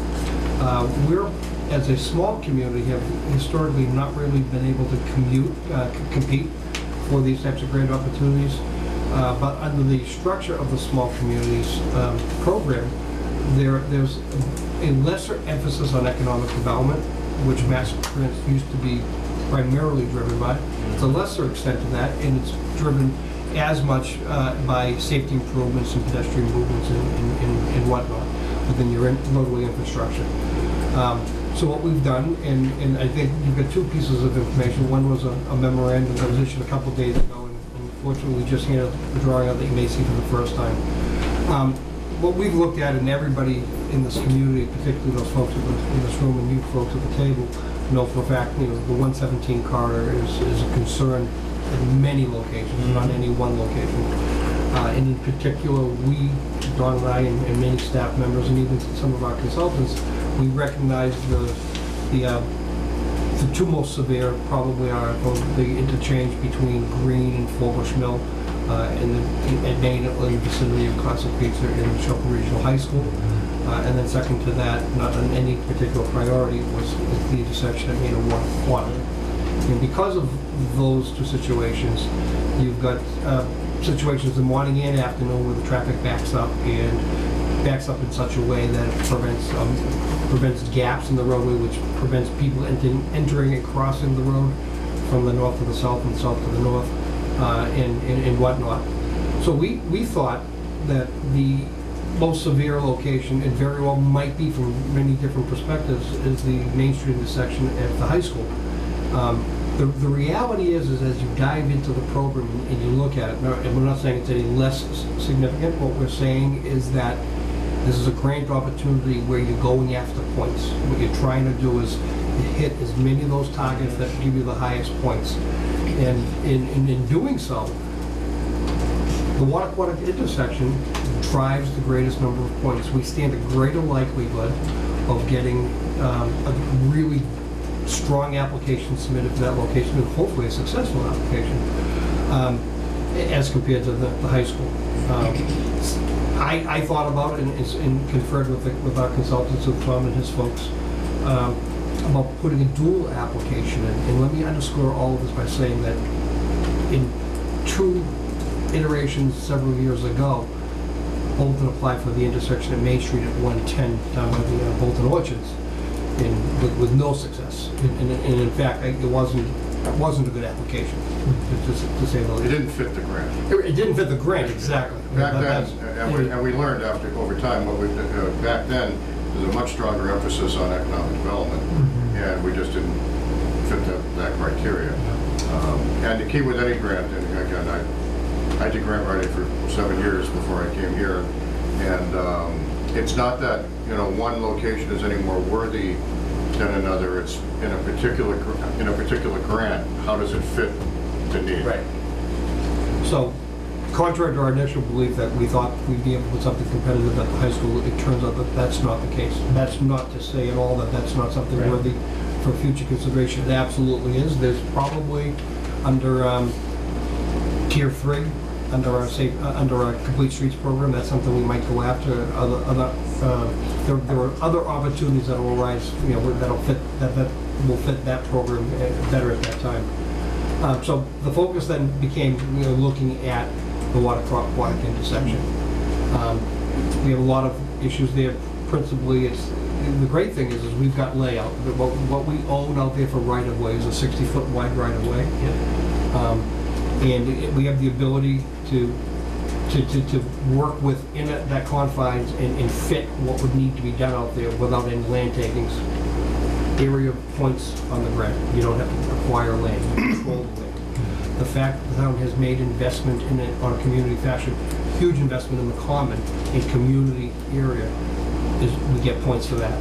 The fact that it's on we have a call fire department and call EMS, and that it's on the corridor for folks to get to the public safety building, and then for those folks to respond from the public safety building, that's what tipped this application in that direction, is the impact on public safety, not only for the pedestrian or the driver, but the responder on a medical or fire emergency. So, that together. I'll let Tom get into the nuts and bolts of what sort of thing we're going to be putting in for. Now, this is an August 10th deadline. That's not to say that this concept plan we're going to talk about is going to be the final design. By no means is it. This is a concept we're putting in. It's what is part of the application. But as that evolves, there's an opportunity for there's an obligation for public participation and get input and finalize those designs before they're ultimately approved and carried out. So some of the things we're going to talk about tonight are just the ability for us to, in that short window of time, to get something into the DOT and then Department of Economic Development, folks at the state for the application. So, my name's Tom Laughlin with the Beta Group.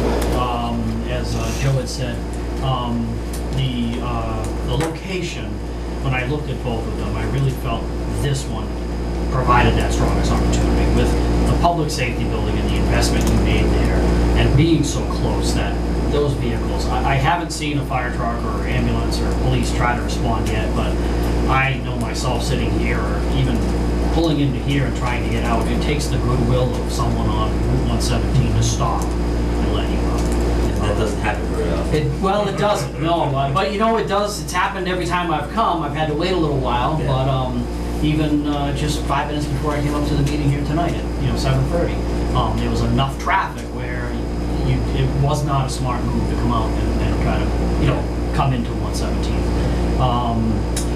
What we've looked at is you do have enough width.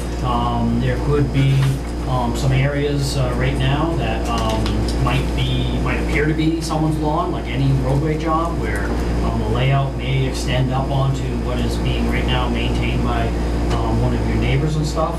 But we would only work within the area that's needed. The plan would provide for westbound traffic for a left turn lane down Waterquatic Road, a through lane to continue west, and then all of the other approaches are just a single lane. So a single lane traveling westbound, a single lane traveling up Waterquatic, and a single lane out of the town common area. It provides enough width to accommodate bicycles in a designated lane. Read through some of the prior reports that your committees have looked at, that the state has looked at. There seems to be a desire to have more complete streets and multimodal transportation. We have been able to take survey that Joe had for both the town common. There was survey and as-built plan for the public safety building. We've confirmed the right-of-way widths. Position could be, a foot or two, give or take, but we would get all of that nailed down with some more survey to add to what we have. Trying to incorporate some green buffers between the road and bike area and the sidewalk, and occupying maybe a little more width, but at the same time providing for some areas where if lighting were desired, or trees, or just a buffer for the pedestrian to have a little bit of space between them and the vehicles, a little more comfort. Could you just help me with the color coding on this? Sure, yep. So the gray is obviously pavement, most of which is already in place out there today. The mustard color is new or improved sidewalks, depending on which ones have it and which ones don't. The red lines are the layout lines, both for Waterquatic and for Main Street. Layouts meaning property lines. Property lines, yep. And then over on the common area is really just an image of the town common it's to scale, placed on there to connect and show how it would all work within that context there. So the green line is a bicycle lane? No, the green line would be a grass. Oh, it'd be grass. Yeah, Okay. yeah. The bike lane would be right inside of that. So this additional line in here would be the bike lane. I see. Yeah. So it would be safe to say that at least in that area, there's no more on-street parking. If there is on-street parking there now, this plan would not show that, but if on-street parking were desired, there is additional layout and there is the grass strip, so that could be worked differently, and that's certainly something that either On one side, probably not two. Yeah, I think if that wider shoulder heading eastbound on your right, is that what is being counted as the parking lane right now? Yes, there's so it is on one side. From the sidewalk, there's a line, it's fairly wide. Okay, yeah. But how can you have a bike lane and on-street parking? Those would seem to be. They conflict. They do exist, but they conflict. They conflict. Well, what they do typically with a typical designated bike lane is about 5 feet wide. When they do put it adjacent to parking, they typically make it 6 feet, and they add almost a set of T's that designate the parking, and then another solid line a foot away from that would kind of tell the biker to be over a little bit and to have the driver know that they have this designated bike lane next to them. I think though, at the end of the day, there's not enough, none of this is gonna be approved for both. There may not, yeah. Not on both sides of the road, I understand, but I think on one side you might be able to squeeze it through. But you're talking still a dedicated lane as opposed to a sharrow. You mean a shared lane. Right, and they're different, right? There's a 4-foot lane could accommodate a bicycle, a wider travel lane with a sharrow could also accommodate. It's at what level, you know, the town wants to do it and how they feel comfortable. Those are certainly both important things, right? Getting, you know, people who desire to bike, parking, so you can continue to support some businesses down here and things like that. Those are details that could be worked out in the final plan, whether there's enough space. And even if there is enough space in its exact width, what's the appetite to you know, work the entire layout with and use all of it? And how much of an impact might that have on some of the frontages along Main Street? Even though they're town property, you know, how does it change the look and feel of Main Street? And those are things that, you know, in a design, we could render and show people, and, you know, you can have some comfort level with, you know, what works for Bolton, you know? So, you know, once the grant moved along and we were successful, you know, that sort of information that would be flushed out through the public input, public gathering of input that we would undertake, and then the design would evolve and you know, try to hit as many of those concerns and satisfy folks as possible. What we neglected to say in this is an approximate application of about 900,000, just shy of $1 million. Yes, yeah, and some details on that. As a small community, less than 7,000, you are allowed to apply or allowed to be awarded a grant of $1 million every 3 years. So if you were fortunate enough to win a grant in 2018 for $1 million, you could apply again in 2021 for an additional grant. And safety and infrastructure improvements are the emphasis. We've been successful in other towns. What they're looking for in the small community is that you have a need, a safety need. We've been very successful with the bridges, where they've been narrowed in width or reduced in weight, where a fire truck can no longer cross them, and they see that as a safety issue. I see this as a safety issue, that you've spent a lot of money here, and yet I'm sure you have trouble getting up and out of here. Another component, I've kind of listed some of the things, most of them are coming from some of that priority document and how this intersection would fit it, but to exclude trucks on Waterquatic would be a big part of this as well. I haven't seen a trailer truck try to make this turn, but I have. I have. Multiple times a day. I'm sure everyone has to back up and My everything else. neighbor had to back up, Yeah. and there were cars behind her. Yeah. I've been trying to work Van. the truck exclusion for years and just haven't had the leverage to do it, but something like this could. This becomes the genesis. Yeah, it takes a little bit of a study, and you cannot exempt a numbered route. You have to show a detour. I've just looked at it quickly on Google Maps. The detour would be 117 up to 110, and then down into Clinton. It's about a mile longer, which is really not a considerable distance. And because it does travel into Clinton, you would need their concurrence that it's something that they are comfortable with also. But as Waterquatic continues and goes into their town, it's also a local road down on that end. So I'm sure they want that larger truck traffic up on the numbered roads and keep it there. So Would you be able to exclude, that's to keep trucks from going from 117 onto Waterquatic. What about trucks that originate? Oh, it would be in the next both town? directions. It would be Both true exclusion. directions. Yeah, Okay. yeah. It would not exclude, the moving truck, the oil truck, No, local the stuff like that, the things that have to happen at a home. But Gravel the trucks. regular travel, shortcutting, and it's obvious that's what they're doing when they travel down that road. That's something that could definitely be incorporated into this. I'm going to say something that I'm not positive of, and if I'm not correct, Tom will correct me. One of the unique aspects of the small communities part of this program is that on larger communities, the local community has to do all its engineering work up front, Under this program, the engineering work, the design, and bid documents are all part of the grant. So there's no money laid out up front by us at all, should we be successful. Yeah. Am I Nor right? any, yes, absolutely.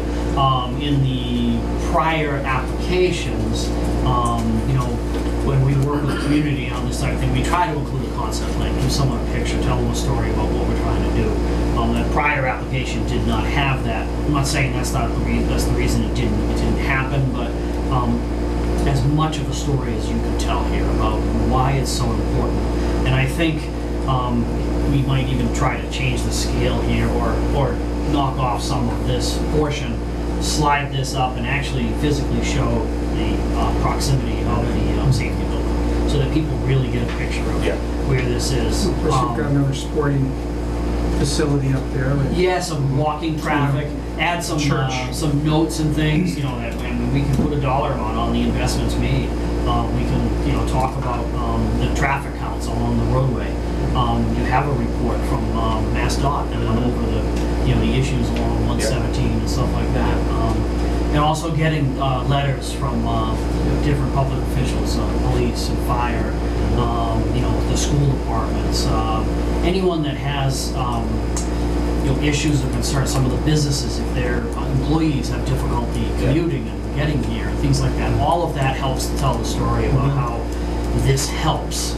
And it would help you economically too, right? If you can move traffic, and it's something that people don't mind traveling 117, you know, living here would be better, you know, working here would be better, all of that type of stuff. This plan has stoplights in it too, doesn't it? Yes, yes. This would Fully include yeah. supervised. Yeah. There's another, when we first talked with Joe and we looked at Bush up by the high school and stuff, there could be other options up there too. You know, a roundabout might work better there than a signal, which might fit a little more in the character of the town, and things like that. That would take right of way. Some of it's already owned by the town, some of it might have to come from the school property, however that's held in ownership. But there are different options there. This option here, because of the right of way, the pretty straight geometry and stuff like that, it's really only a signal that would work here. And that area would lend itself, I would think, well to a complete streets grant once we get to tier 3. Yeah, I agree. Because of the school-aged children, you know, trying to encourage the walking, things like that. So timing on that, our complete streets policy is been approved. We are now in the midst of doing a complete streets prioritization plan, which is tier 2. That's a $39,000 grant that we received to carry that out. When it's complete, we will be ready for the next round of funding under tier 3, which is April, May-ish in the spring when that grant round comes around. And I would also say to the town, my homework and research here and looking at this, the town is doing all the right things. If you read through the MassWorks grant application, you'll look at the questions they ask and the points that you garner and stuff like that. And becoming a housing choice community is going to help you, and different things like that. I have found the Baker administration to not only talk about doing things, but when they talk about it, you really got to listen, because when they start saying we want communities to do this, we want communities to do that, they start to put money towards it. And they've done that very well with Complete Streets, with MassWorks, with Housing Choice. They're following it right up with, you did what we asked, and here's how we're going to help you, and make you eligible for these types of things. At the Housing Choice ceremony, I was there at the State House, the Lieutenant Governor was thrilled, and she was, you know, and she's got the governor on board with the funding, so. Right. Yeah. And if you recall, before town meeting, putting the warrant together, there was a thought that we need to do a corridor study along all of 117 to understand the prioritizations and what the issues were. We actually, July 27th is the Housing Choice grant application. We're putting it in to conduct that study. So it's taken a long time now, some of the parts come together, but we really do we have a plan, we have the parts coming together, and I think we're starting to realize a lot of the benefit of it. Yeah. So unless you say no, I ask you, let us chase $1 million. Go for it. Sounds good. And with the timing, we would need an official vote of the board, and also it's the timing, since the deadline, the grant deadline is August 10th, and we don't meet again until August 23rd. I need the board to stipulate that I can sign off on all the requisite paperwork. I'll make a motion that we move forward with the proposal for the NASWORKS grant application and give Don Lowe the authority to execute whatever documentation is necessary. Second. All those in favor say aye. Aye. Thank you very much. Thank you. Thank you. Thank you. Yep. Good to meet you. Nice to meet you. Joe? Yep, thanks a lot. best of luck. Pleasure meeting you. Yep. We've got, thank you again. Appreciate it. We'll be seeing each other again. Yep. Great, Take thank care. you.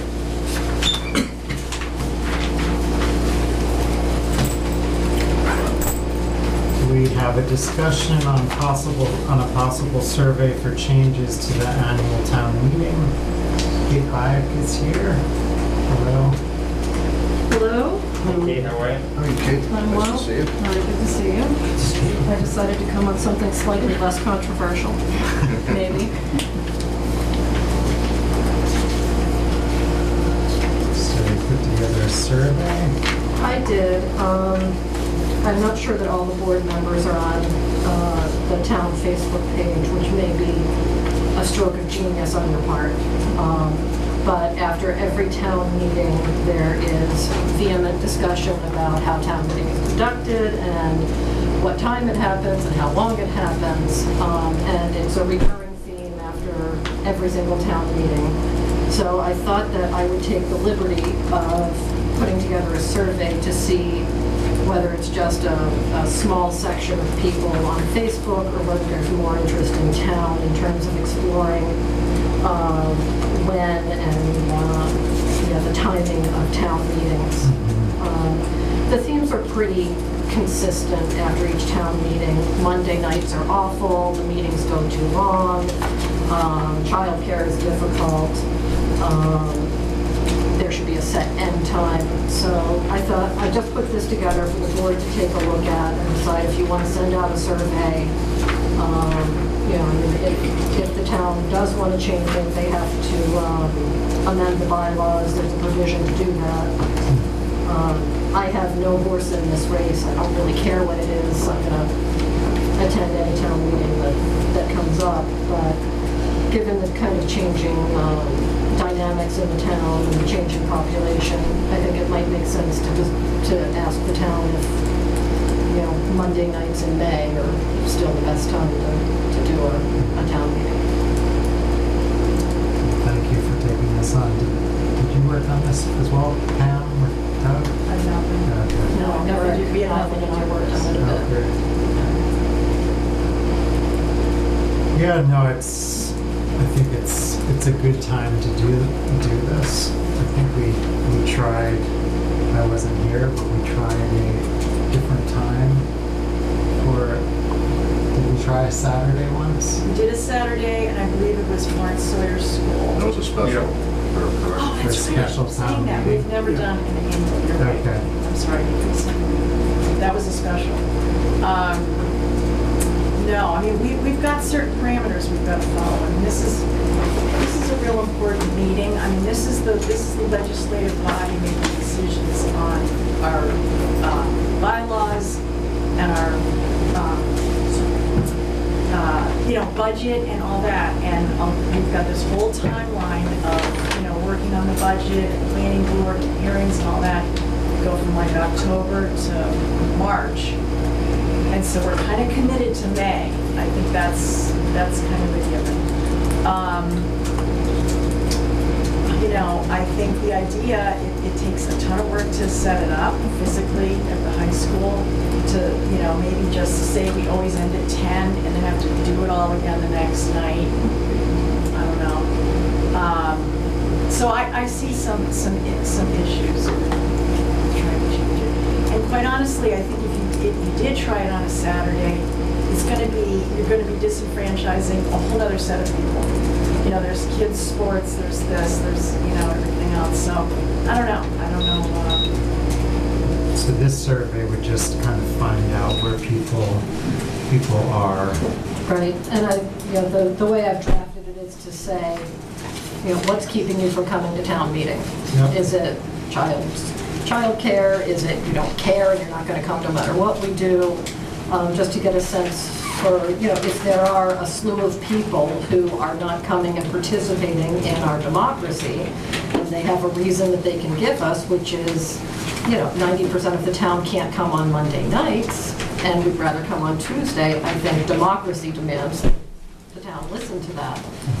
You know, but if I'm wrong and everybody's happy with Monday nights, it's no skin off my teeth, you know. But I think that, you know, we need to take into consideration that, you know, we have a lot of dual working families and, you know, other dynamics in town that maybe Monday nights isn't necessarily the best time.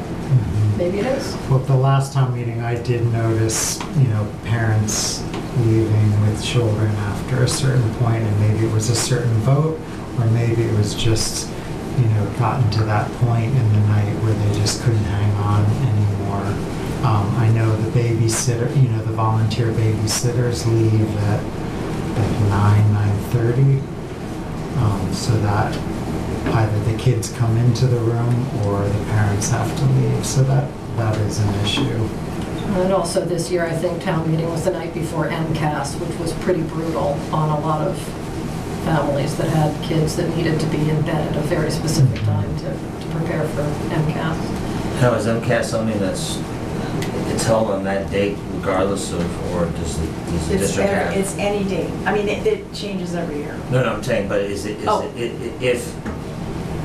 MCAS was on a Tuesday, was that dictated by the state or is that dictated by? Oh, yeah. It's dictated by. I don't know. But I think that's something we could find out, you know, but I suspect an overwhelming number of parents are going to say, we don't want town meeting the night before MCAS, so if we can move MCAS or move town meeting, that might make a difference to people. But Since it's the same school district, don't all three towns have their, It's town meeting the same night. they all have the same night? And so, There's a reason for that, too. how, I understand that, but how are Lancaster and Stowe dealing with the MCAS issue? I have no idea.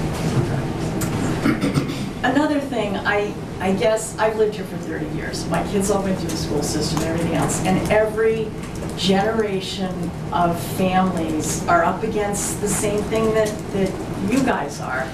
And I guess you know, my husband and I, one of us would go and one of us would stay home. I mean, I feel like if people want to be at that meeting, they will make the effort to be there. They'll make sure they're there. I have to tell you, I mean, we've done all sorts of things to try to get people there. You know, I have a chart here of the attendance. It's anywhere from 5% to, you know, 13 or 17%. We just don't get people there. You know, they don't want to be there. So I don't know. That's just my. Yeah, well, I mean, two cents. I think, you know, Yeah. you're gonna have the same issue with babysitting and anything else, whether it's Monday, Tuesday, or Friday. To Pam's point, you're gonna disenfranchise another different group of individuals potentially if it's on a Saturday. I don't think anybody wants to have, go to an annual town meeting on a Sunday, whether it be you know, maybe something could be looked at as far as MCAS and make some provision to alter it for that, you know, to accommodate that, which I think is important. To Pam's points as well, I mean, we can't have an annual town meeting any earlier than May. The budget process just doesn't allow it. So, I mean, you can ask people if they want it in February, but we're never going to have an annual town meeting in February. We just can't. And you do, I'm sorry, but you do want, I assume, you want the annual town meeting to happen prior to the election.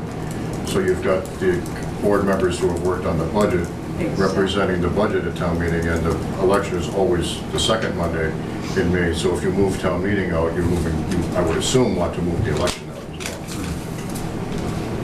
well. So to be perfectly honest, I think it's the same individuals who are always complaining. And, you know, I asked you, Pam, this afternoon, I mean, you know, has anyone reached out to you? Who's reached out to you about? Not a soul. I never heard from anyone that asked what the process was, problems with it. You know, and we're here to help. All of us here in Town Hall are here to help anybody and answer anybody's questions.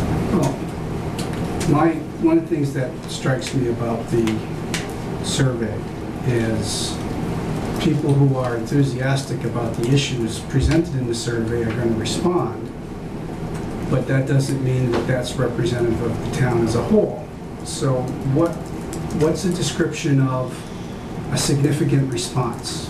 And how do we know that the demographics of those who do respond represent, are we going to represent the town population? Are we going to represent the voters? Who? I don't remember the town asking that for any of the other surveys that they've sent out in the past year. And I understand that, and I have no explanation why no one's asked that question before, because it kind of taints every survey that people come before the selectmen and ask about is, you know, tell me that this is representative of the population as a whole. I don't know why that question's never been asked. It's fair enough that, you know, you were the unfortunate one to get asked the first time. But that's my concern is if the selectmen sanction the survey, the average person who's not paying close attention is going to assume the selectmen have vetted this closely, but I don't know that it's the way it's structured anyway is going to accurately represent. Again, I don't even know who it should represent, the population as a whole or the voters. Well, I mean, this is the only tool we have as a town. We have surveys to kind of gauge people's opinions about issues, and, you know, that's the method. You know, that's the method if you don't want to spend any money. If you want an accurate survey, you go and you get you pay money to get a demographically representative survey done. But these are, historically, the town has been wanting to do the surveys for cheap, and whoever responds, and we don't really know how well they represent the town as a whole until the topic gets to town meeting. Well, I can't think of like any of the surveys that have done that have kind of steered us in the wrong direction. Can you? I frankly haven't considered many of the results of surveys seriously because of that, so I couldn't pick one out and say that it did that or not. Well, I guess I have to say that I think it's pretty limiting for the way that we are going to conduct our democracy in town to say, this is the way we've always done it, therefore this is the way we're going to continue to do it, and we're just going to assume that everybody's okay with it. So I am responding to what I perceived as an issue that is recurrent after every single town or special meeting. It comes up over and over again. There are issues beforehand talking about childcare and how can we work on childcare. Send out the survey and see what happens. You don't have to do anything with it if you don't like the results. See what the town has to say, see who responds. If you get 100 people who respond and everybody says Monday night's good enough, or alternatively, I'm not coming anyway, so I don't care when you have it, you get your answer. There's literally no harm in sending this out and getting some kind of pulse from the town and seeing what happens. But it doesn't address, it addresses scheduling issues. It doesn't address any questions such as 2/3 of the budget is the school department and we can't discuss that at town meeting, so why should I bother? Or it's a $20 million budget, but given that there's contracts in the school department, there's really only $1.3 million of discretionary spending. And why should I argue about that with 300 other people? There's questions like that about the very nature of a town meeting that are not being addressed in the survey. Furthermore, for all I know, we had, what, 8% at the last town meeting? At 8%, yes. We could be leading the Commonwealth in terms of turnout at town meetings for people in our demographics that are in a regional school district. And I that would be the first question that I'd want to have answered. Are we lagging or are we leading? Well, I think the question you should be asking is, are you serving the interest of the people of the town of Bolton who are the ones who are supposed to be attending these meetings? And if the people in this town are saying, no, we really need Thursday nights, that's when most of us can come, then I think you guys have an obligation to respond to that. I think the whole government of the town does. But no one's ever said that they need Thursday nights. I mean, I've lived in this town 29 years. You've lived here quite a long time. I mean, you know, to Bob's point, there are a lot of questions that are not being asked. The questions here are, do you come to town meeting? Why or why not? When would you like to see town meeting? Would you like to see it have a set number of hours or a set ending time? I really didn't think it was this controversial. It seems pretty basic that from time to time, the town ought to reevaluate whether it's meeting the needs of its members with regard to implementing democracy and voting on the issues that we vote on at town meeting. And if you are, great. And if you're not, then you change the date and time of the meeting to accommodate the vast majority of people who want to attend the meetings. I don't really see it as being that hard. Well, there are a lot of new people who moved into Bolton, and I think it's worth trying to get them to find out what they think and see if there are ways we can get them to participate on boards and committees, but also at town meeting. And I put at the end of this that I would hope that if the board sends this out, that they would work on, is that email notification that I get about the Board of Selectmen meetings, the planning board meetings, and the other meetings that I've signed up to find out about. It's a nice way to send people information because most people in town don't know it. They don't know there's a way to sign up for this information. It's another way to... We actually put it on the census this year, and we physically, if someone just checked it off, we added them to the list. So it was a really good, we got a lot more people. So it's another way to connect people. I see a lot of people saying, geez, I don't know. Why these people don't know, I don't know. I don't find it all that challenging myself to get the information I want or need, but other people seem to be challenged by it. And I think it's the town's obligation to figure out how do we try to get that information more out there. Well, So, I mean, do what you want with it. I think it's a legitimate need that the town should assess every once in a while, and, you know, I don't see the harm in seeing if it works for people. I'm not against doing a survey. I would like to see a more robust survey. But use this as a template.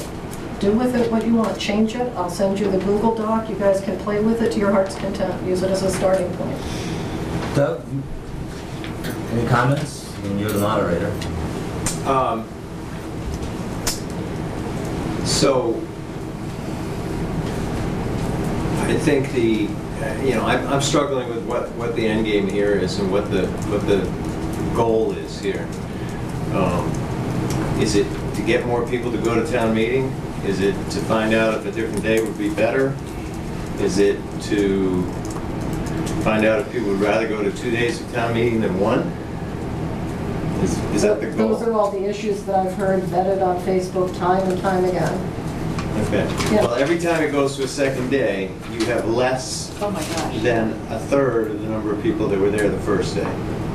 So as someone who's responsible for administering the meeting, to me, the best way to get the most people to participate is to try and get it done one night. And I realize this year we went pretty late.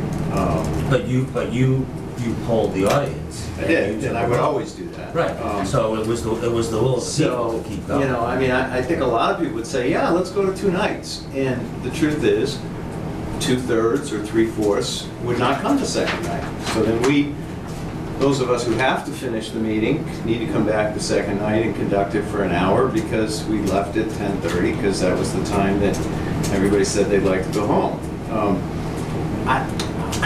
Again, I don't see what the goal is. To me, we have an obligation to hold a town meeting every year.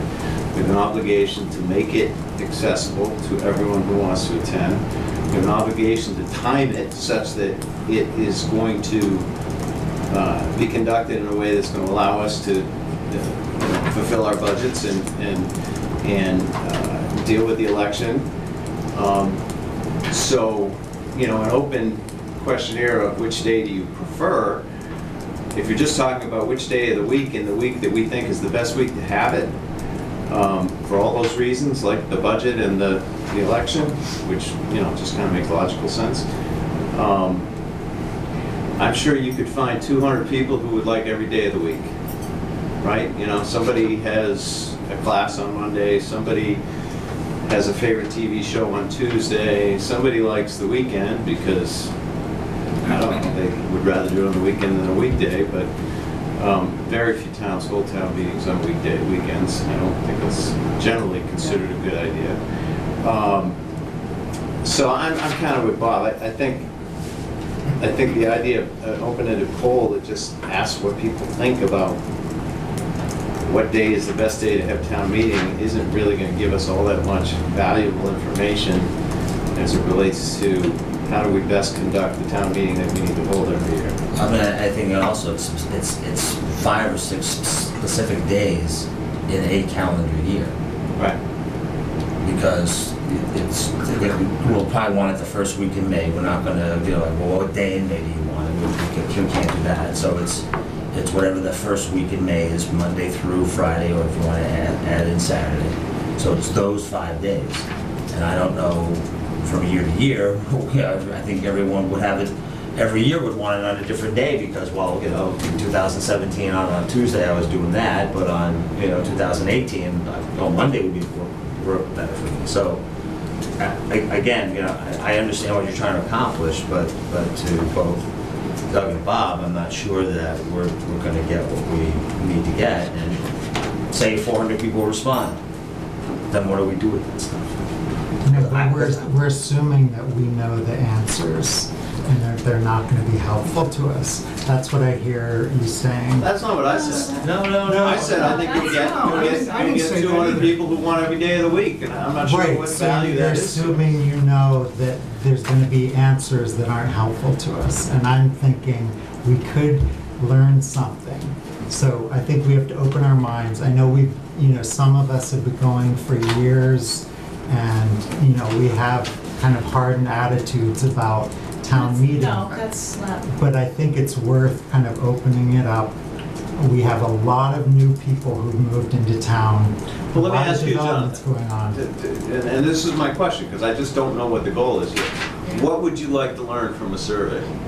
Well, the things that I know, my daughter has babysat, so I know when she and the other kids can stay to, and then when the babysitting shuts down, people have to leave. So that affects things. So it affects, when you place things on the warrant in the night, and whether parents with children are concerned about those issues. So it just opens kind of the whole warrant up to questioning, like, No. where are you placing- You can't do that because you're then gonna load the warrant in a particular order so that when my issue is done, I can. No, it's not about loading it. It's about providing childcare, hopefully till the meeting ends. No, That would be that's one- not, that's not, that that's would be not all one what you issue. said. That's No, not but what you said at What's all. going to happen is people are going to game the warrant, and they're going to game their presentations and their questions. If they have an article on the town should second pony night, up and get some babysitters, some professional babysitters. they're going to game it so that. Excuse me? The town should pony up and pay some professional babysitters until the end of town meeting. If children cannot provide that service for free to the town, then it is the town's obligation to allow parents with children who would like to vote. Sir, could you identify yourself? My name is Sari Christian Bayou, 53 Wheeler Road. Thank you. I don't believe it's the town's up. Let me tell you a story about a town in '77, an all-American town in Massachusetts. Town I grew up in. I heard a lot of stuff growing up. We did it this way, and this is the way we are gonna continue doing it. That's fine. You know where that town is now? Its schools are in receivership. The crime rate is through the roof. It's one of the worst towns in the state to live in. So if you want to keep saying, listen, we've tried this before, we know what's going to happen, I am telling you, I saw this happen, and it's going to happen here too. We're asking what you want the outcome of the survey to be. Now, personally, I don't care. I go to the meeting if I'm healthy enough to go to the meeting. what people are trying to get across to you is that if Monday night is not good, but a Tuesday night will work, let's try a Tuesday night. See if it changes. If it's the same turnout, then you say, you know what, listen, we tried it, we're gonna go and do it the way we have been doing it. If you wanna try something again in a few years, we'll try it. But to sit there and say, you know what, we hear these things all the time, and we don't like it, or we had to put up with it, so we're gonna make others put up with it, that's small-minded thinking. I mean, my God, man. I don't think anyone has said that, and you are out of line. No one up here has said that. It's been implied. Do not put words It has in our been mouths. implied. No. I The will question put the has words- not been I answered will- yet. The question has not been answered yet. When the survey's done, what the expectation is, what you expect to The get. expectation is to find a route to bring about effectual change. So we do Is that in English enough for you? Don't be a smartass. Well, I think doing the survey. I will not tolerate that. I think if we did the survey, then we would meet and have a discussion about the survey results. I think that would be the next step. Well, I believe are someone's you, being- Mark Sprague, Longbow Road. As part of the regional agreement, are we required to have a town meeting at the same night on all three towns? Very good question. So, if we are, then the survey really has to be done kind of under the auspices of tri-town meeting and get input from all three towns. That's a good point. I don't. Because if we say that for Bolton, Wednesday night is Is it in best, our bylaws, Stowe though? says Thursday. That was my question. Is it supposed to be the first Monday of May? It's Yes. in our That's- bylaws. It's in our bylaws. So We to can- not have it, we And it can be we amended. can change our bylaws. yeah. But my question is, That's a good big part of the budget is the school budget. And if the towns by the regional contract or agreement or whatever, all three towns have to have a meeting the same night, then this really is something that, we need to do our survey, Stowe needs to do it, Lancaster needs to do it, and we're gonna find that every town has a different best night. If I remember 2 years ago, the year before last, we had to vote on the school committee budget, and we were told it was already approved by Stowe and Lancaster. So we were kind of stuck in, that was the year before last, so they had their meetings before us. Was There earlier wasn't any that kind night. of- It was earlier that night. The vote was It earlier was that earlier night. that night, Yeah. so we Yeah. don't have to go at the same time, I mean, Well, their agendas were different, in a different orders than ours, and they hit so how, the school budget before we Can you did. identify yourself, Brian? well, I was just, I'm curious to hear what the survey brings in. I will say, my first year here in town, my wife and I were both eager to vote on the school committee budget, and we weren't able to. We had 2 small kids, and the meeting ran too long, and people talked in circles for hours about useless points, and people kept saying, let's get to the school budget, and they didn't. The babysitters left, one of us had to leave, we lost a vote. The vote turned out fine because, again, the other 2 towns had already passed it, so it didn't matter. But the question on everybody's mind was, why wasn't that at the beginning part of the evening? Because we knew the babysitters were only there so long. Excuse me. And why wasn't, I'm gonna finish making my point if I can. Why wasn't debate limited if we knew people were making circular conversations and we knew the school committee budget was coming out? I don't know if there's a good solution for that, but I will say it was a problem our first year. We weren't able to vote because the vote for the school budget was held at 11 o'clock at night, which is a little ridiculous. The other 2 towns had already had a chance to vote on theirs, right? Don't say no, because this did actually happen to us. I'm just bringing up the point. I'm not saying you need to change anything. I'm just saying this is a problem. It was a problem for us. It must have been an article, a separate article. It had to be something different because the budget, which includes the school budget, Yeah. is one of the first articles in every meeting. The budget goes This first. year we went line by line through it because I can't remember his name. Was it Dave that wanted to go line by line through it? So we had to go line by line through the budget. And school committee budget wasn't even touched until after all the babysitters had gone home and half the parents with kids had to leave. Well, but it was. No, I'm just saying, this actually happened. Yes, It but was a problem. But it happened, that article is at the beginning of the meeting. The fact that someone decided to go line by line by line. Right, but I'm it just saying, happened. But you're admitting it can happen, so we should plan our meetings accordingly, so if something like this happens, parents with kids don't get the short end of the stick. I'm just saying, it would be interesting in a survey to find out, because I know there have been some problems. I tend to agree that any night of the week that you put it on, people will have problems. So I tend to agree people will fill out that survey that will never come to a town meeting in their life. But at the same time, I'm hearing a lot, and this is me assuming these things, I'm hearing a lot of assumptions from you guys about what people think, how people act, and I don't think you can talk for the majority of town. Like, as Jonathan was saying, there's a lot of new people in town, and I hear a lot of things about, well, this is why people don't come. And I'm always like, well, who did you talk to? I talked to my friends or my peer group. Well, you didn't talk to the majority of people in town. You didn't survey the majority of people in town.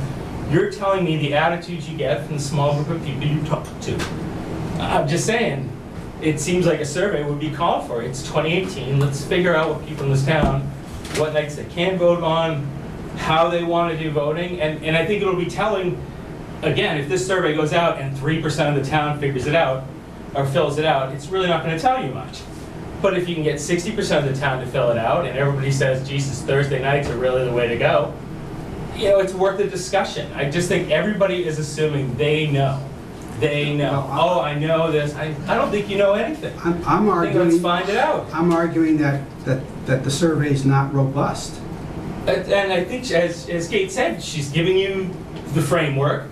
Add what you want, build it out, form a committee, go crazy, and put it out. She said she's more than willing to let you guys do whatever you want, make it more robust, and send it out. I mean, we went over that a half an hour ago. If you want people to fill out the survey, offer it out to your local businesses, get $1 off when they make a purchase there. I guarantee you, people will take the time to spend 30 seconds to fill out a survey and drop it in a box. That will get you more.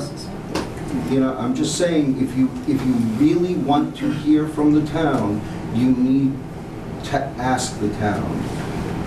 Well, why people in this day and age is this a do not question that perhaps a PTA should ask?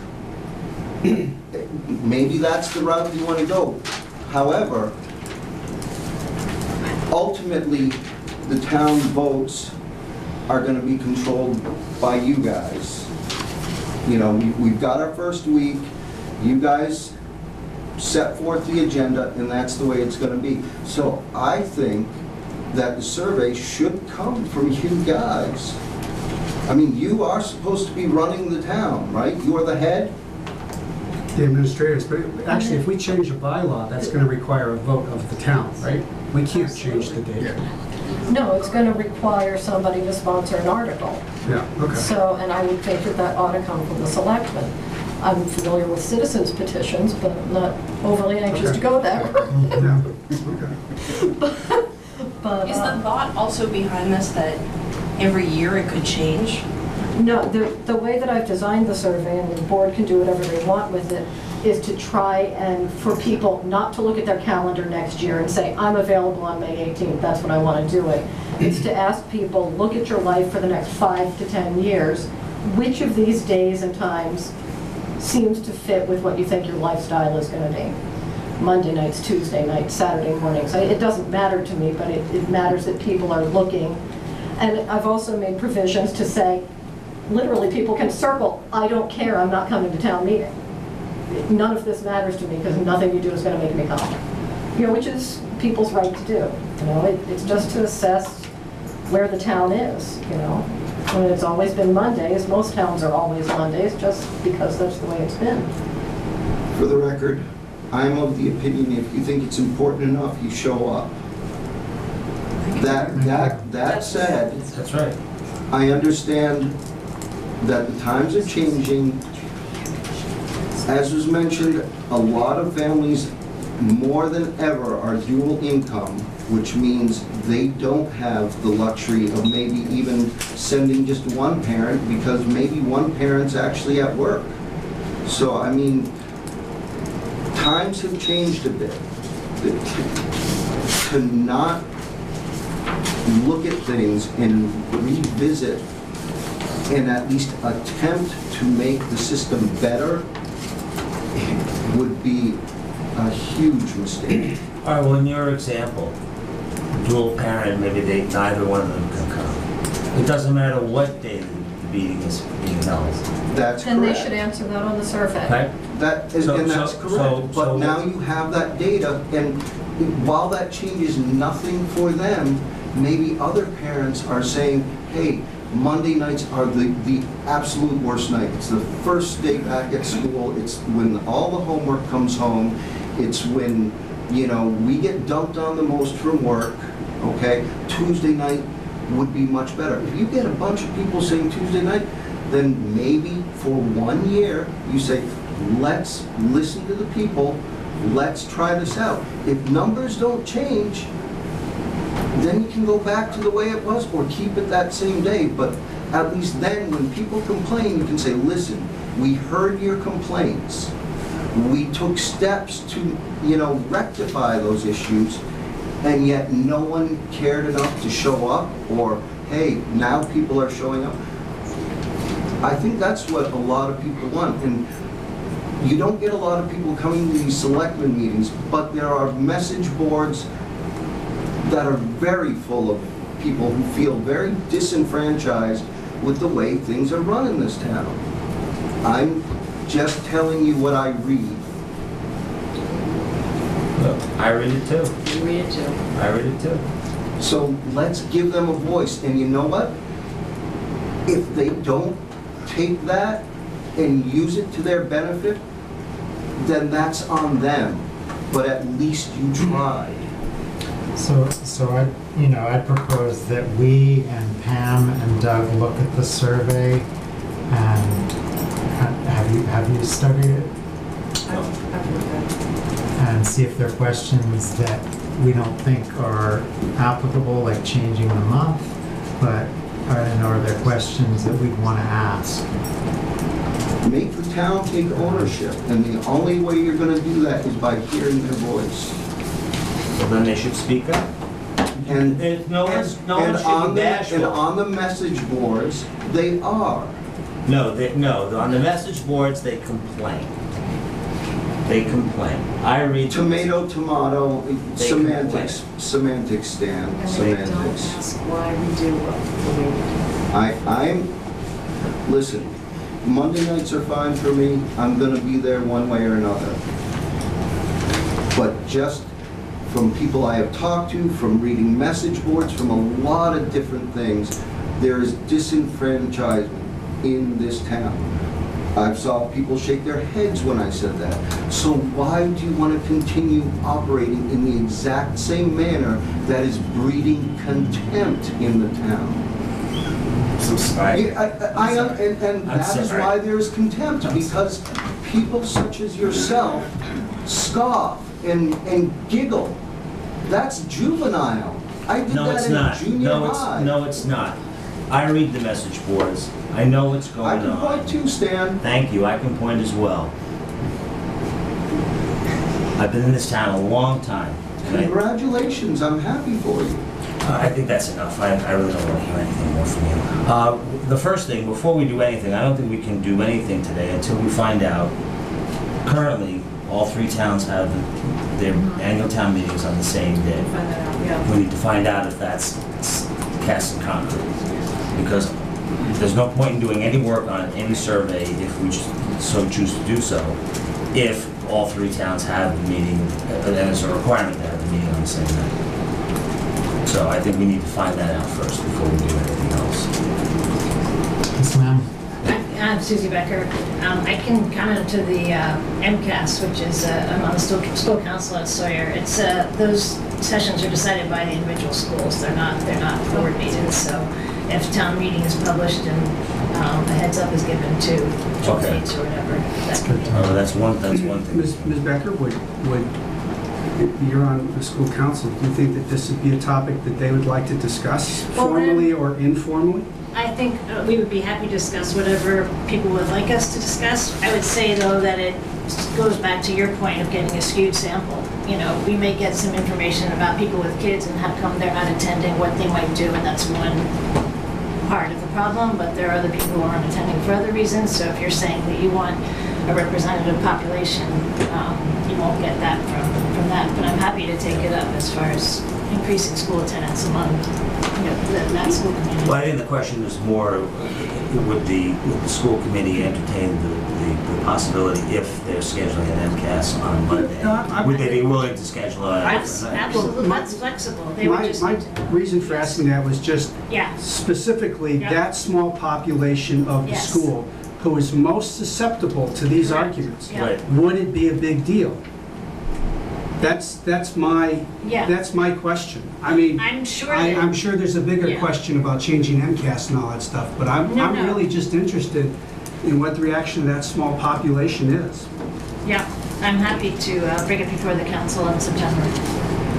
Thank you.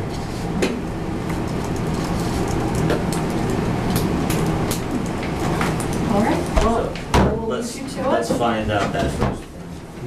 Okay, thank you for your work.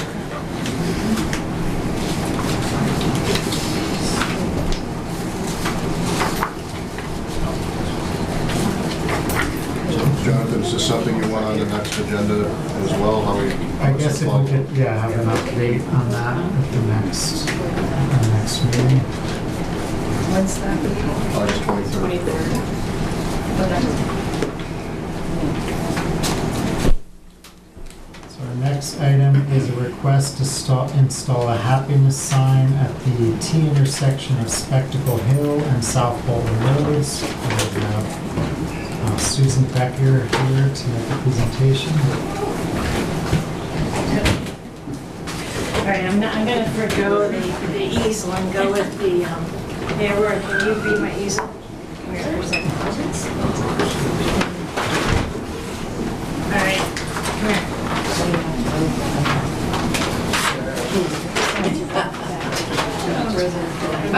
I can speak shady here.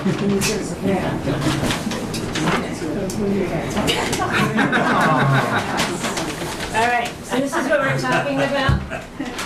This, the installation of this sign, happiness with arrows heading in both directions at this particular intersection.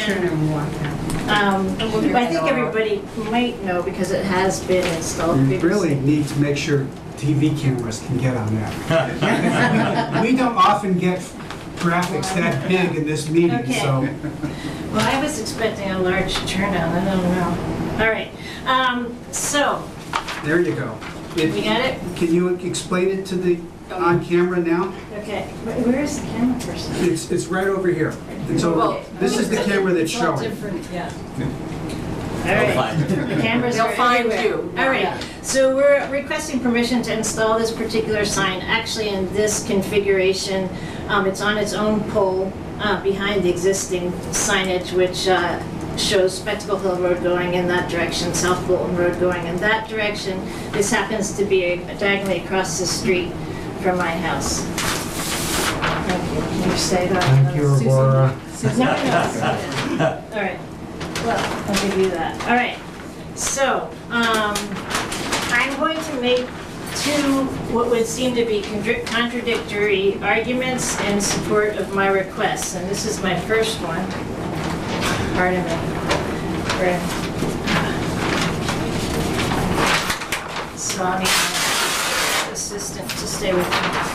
All right, so this is tip of the hat to Magritte, who I did have a beret, but this seems more serious, so I'm not using any props other than these. Okay, so this says "Ceci n'est pas une pipe" with a translation. This is not a pipe.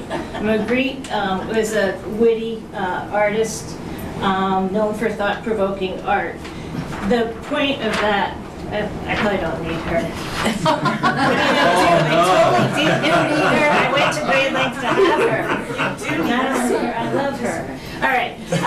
Anyhow, the idea is that what you're looking at with the happiness sign is not actually a sign. It's a public or piece of community art that was designed to inspire happiness and community. And I initially conceived that as a kind of pop-up art. I never intended to come forward as the artist. I did it at my own expense, which is with these large copies and stuff, over $250 for the sign, the pole, some bits that can go through metal, etc. It's not a traffic sign, which is governed by section 300. It's not meant to direct traffic. You come to a complete stop sign. It really shouldn't be confusing because you can find happiness in either direction. The roads are still clearly marked. It's not obstructing any of the signage that's there. It's not a form of enterprise advertised on a sign, which is governed by section 250. It's simply promoting happiness and community, and in some cases, people have attested to it being welcoming outside the community. We had somebody who called themselves not a townie that wanted to say that they passed by all the time, and they always thought that it made Bolton seem very welcoming, and someone wittily replied that not townie lives matter. Oh, that was me, never mind. Not townie lives do matter. Anyway, viewed in this way, we don't really have any sign laws governing art, so I contacted a couple members of the Artisans Guild, or as many as I could reach. They're generally in support of it. The artist community at large, I reached out to some artists. The Cultural Council couldn't meet in time, but Terry Sauer suggested that she personally was in favor of it. And I'm hoping that tonight I will earn the support of you. So that brings me to my next argument, which is that it is in fact a sign. And this request was made on paper. I wasn't here to make it myself, and denied 3 years ago when Stan was a selectman. I was able to review the discussion on the cable access TV and saw that the conversation basically, I'm sort of paraphrasing, was that it was hard to understand what the concept was, that it might set a bad precedent, but if it were on my own property, it would be fine. So I subsequently, not in a timely fashion, I was kind of discouraged by the thing, which I had been termed a no-brainer when I ran it by other, the DPW and things like that at the time. But I did go to the property owners, who were Robin and Will Van Cure at 6 Spectacle Road, and got their permission, which I have here in writing as well. And I installed the sign at that time on those posts, and everybody, there was a groundswell of sort of positive response from the community. It actually traveled on the web to the Happiness Project, which is a national site. There were no complaints. There were comments such as, so excited, we're happy to have the sign. You know, this does make me happy, things like that. So approximately 2 weeks after it was installed, the sign was removed, and some people thought it was stolen. I thought it was probably in Harold Brown's office, which it was, and he was enjoying it in the last few days of his office. It was posted with happiness pointing towards his and his assistant's desks. So I retrieved it, actually I think on about Joe Lynch's first day of work, and I sort of snuck it out. He was in the bathroom actually so I snuck it by him. I introduced myself, and he didn't know what was happening with it. And a neighbor wrote to the Board of Selectmen, requested that the sign be permitted to be reinstalled, and they heard back from Stan, and this is the exact words: "While we realized the intent was a good one, allowing the happiness sign to be placed on an official Town of Bolton street sign would set a precedent and practice of allowing such non-official personal signs on any official street sign. And we did not want to start a past practice situation and potentially have other such signs being hung on other Bolton Street traffic signs." So at the time, they were, Stan and Jonathan were the only selectmen. I anticipated that we would have had a split vote, and happiness would have been denied. And I addressed the fact that this sign was not on its own post. So in my own mind. But anyway, in the meantime, what happened was something I never would have imagined, which this happiness sign, which I created to create happiness, not only created some unhappiness, and people missed the sign, but there actually was division created in the town, a real us versus them mentality, and that really made me unhappy, and so I put it away. After a bit, I did, given the polarized world we're all living in, I thought I'm just gonna give it another shot. Got my own poll, set it behind the official signage, and remounted the happiness sign, and actually sent Jonathan and Stan a note to say that I had done that at midnight. It was concrete isn't my strong area, but it is secure, that pole. But we put it up, and I sent them this note and let them know that I'd done this with the property owner's permission and now on its own pole, thinking that this would be an acceptable solution, but if it wasn't, I hoped that we would have a chance to discuss it before it was removed. Well, this turns out that is not my prerogative on under one of the sign laws. But anyway, the sign was removed before 10 o'clock on Monday morning. I saw it. I actually approached the guy who was nice enough to give it back to me because it was headed to the police station. And with regard for the letter of the law, Section 300 of the bylaws states that no person or corporation shall place, maintain, or display upon or in view of any street any unofficial device, sign, signal, curb marking, or street marking which purports to be or is in imitation of or resembles an official traffic device, sign, signal, curb marking, or street marking, or which attempts to direct the movement of traffic, or which hides from view any official sign, signal, marking, or device. And the chief of police is hereby empowered to remove every such prohibited sign, signal, marking, or device, or cause it to be removed without notice, which it was. So this sign doesn't attempt, as I stated, to direct traffic, nor does it obstruct any official signage. Now, Section 250 has more sign regulations, but they pertain to advertising matter, which again, this is not. So, I will kind of leave you with as an author rather than an artist or a person subscribing to the letter of the law, which is there's a tale of two cities. There was an artist who designed and mounted in New York City a series of signs that said, hug more, honk less. And they sprouted up all over the place. People loved them. Some people actually stole them. After a point, Mayor Bloomberg ordered the Department of Transportation to take them all down. As soon as they were down, the mayor of Newark, who was a poet, invited this artist to come over and install them in his community, with his thought being that anything that contributes to people coming together, having a positive experience, and shaping their city or community is a positive thing. The story doesn't end, though, because under de Blasio, as of 2015, the DOT hired several artists to create public signage, and the DOT now says that these signs function as stop signs, making people stop to reflect. And I think that's most of the feedback we've gotten. However, I do have letters of support from at least 15 families who couldn't attend tonight's meeting due to the lateness, summer vacation, etc. And I think maybe some were sent, I was told that a couple were sent directly. Yeah. So I'll read excerpts from a few and then leave time for any questions or comments. The first one is from Kristen DeJean. The first time I saw the happiness sign in South Bolton, I thought it was great and brightened my re-entrance to Bolton from Hudson. Then the next time I went by, it was gone. When it came to light that the town was taking it down, it was a little disappointing. I understand people can't just put up any signage, but perhaps signs like this that don't confuse drivers and could be specially permitted could remain. I seriously doubt you will have many or any others taking the time and energy to put up a sign that is just meant to cheer people up. So if only allowed by a special permit, I doubt this would set any precedent. And in any case, it would make residents going through that section of Bolton smile a bit more.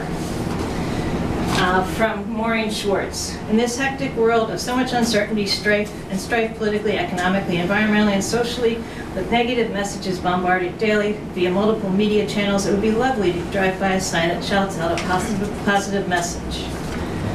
From the Gainers. This is by far my favorite ever agenda item because just thinking about this sign being there when I'm almost home from work decreases my blood pressure. We could only be so lucky to have other town residents who are as thoughtful and creative, and to create others like it. This is a no-brainer. No offense. We have had, this is from Abby McLaughlin. We have had many visitors that have commented positively on the sign while it was up and find ourselves missing it now that it has gone. Please consider approving the sign that reminds us we are lucky to live in a town like Bolton. From the Mitchells. There is no harm in adding this sign. It's in line with the character of a small town like Bolton. From Yvette Montstad, who's in the Artisans Guild. I completely support this. It's a wonderful cause, and Bolton should be a community that embraces it, in my opinion. Public art improves community spirit and morale. It's a win-win for everyone. From Nancy Carroll. I'd like to chime in with my support for the happiness sign at the intersection of South Bolton and Spectacle Hill Roads. It's the perfect place for this sign. We are a welcoming, happy community. The intersection is a crossroads in Bolton that a lot of people drive by, and I would love Bolton to be known as a community with the happiness sign. From Sarah Kashchek. I had to ask her how she pronounced that. That is correct. The sign has very little environmental or physical impact, but the positive message the sign sends to any passerby is priceless and is also representative of this wonderful community in which we live. In today's current climate, I believe spreading a little happiness and kindness wherever we can is imperative, and I hope the town supports this endeavor. And from, I think it's my last one, I've got two, sorry. As another artist, I'm Allison Hunt, as a member of the Bolton Artisans Guild and a resident who passes through South Bolton. I am in full support of your efforts to reinstall happiness. Public art is important. So are whimsical exhortations to find joy. And so are the small towns that have the humanity and flexibility to encourage such expression. I hope that Bolton is one of those towns. And lastly, from City Pilastri, this is a positive. I'm smiling and happy just thinking about it. Please allow this sign to go up and spread some cheer. So I will pause there if you have questions or... Well, actually, since I was on the select board back in 2015, when you first put this on the agenda, I want to clarify some things and perhaps correct one or two items.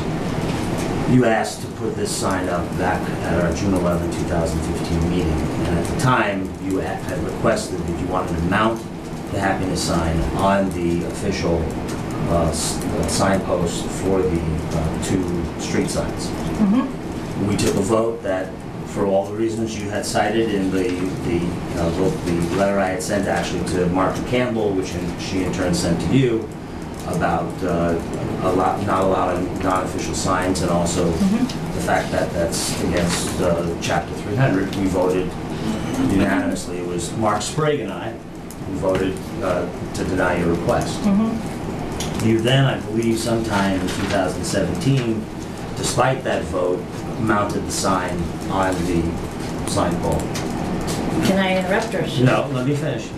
You mounted the sign underneath the two signs there on the sign pole. It came to our attention that was there. We had the building inspector go out and take a look because he has a responsibility for signage, and he determined that it violated the vote that we had taken back on June 11, 2015, and he took the sign down. Then again, obviously back in, I think it was November when you sent me the email, that you then had erected the sign on a separate pole behind the street sign. The reason that sign was taken down is that pole is in the town's easement. That is not the land, the direct land of the property owner that you got permission. Where that pole is in the town easement. And again, not allowed, and that's why the sign was taken down. Now, why is it, it's not allowed, an easement is something that we grant to the town if they need to use it? No, it's not the property owner granting the easement, it's the town's easement, because the roadway extends, beyond the actual physical road, so there's an additional easement. But don't property owners own to the middle of the road, or no? Is that? No. Okay. Well, in any case, all right. No, So, property owners own. Okay, fine. But there's the letter of the law and then the spirit of the law. Sorry, go ahead. Is a property owner allowed to erect a mailbox in the easement? Sir, can you identify? Oh, excuse me, Andrew Keene, South Bolton Road. I'm confused about I'm just asking an honest question about understanding how the easement works. I think within the easement of that road, I have a mailbox erected there. There's a bylaw that allows you to do that at your own risk. So if we were a snowstorm, plow throws the snow, takes out the mailbox. And that's happened to me. I'm sure it has. Sure. And again, if it's there, but no, but it's at your own risk and your expense to replace it. So within that easement as well, can we not erect any sort of sign even with our name or? Mike, can everybody raise your hand Sorry. and then identify yourself when you're called on? Maya Breck, South Bolton Road. I see that sign daily, it makes me smile. It makes my husband smile, which is more unusual. Okay, he's sitting on the other side of the door.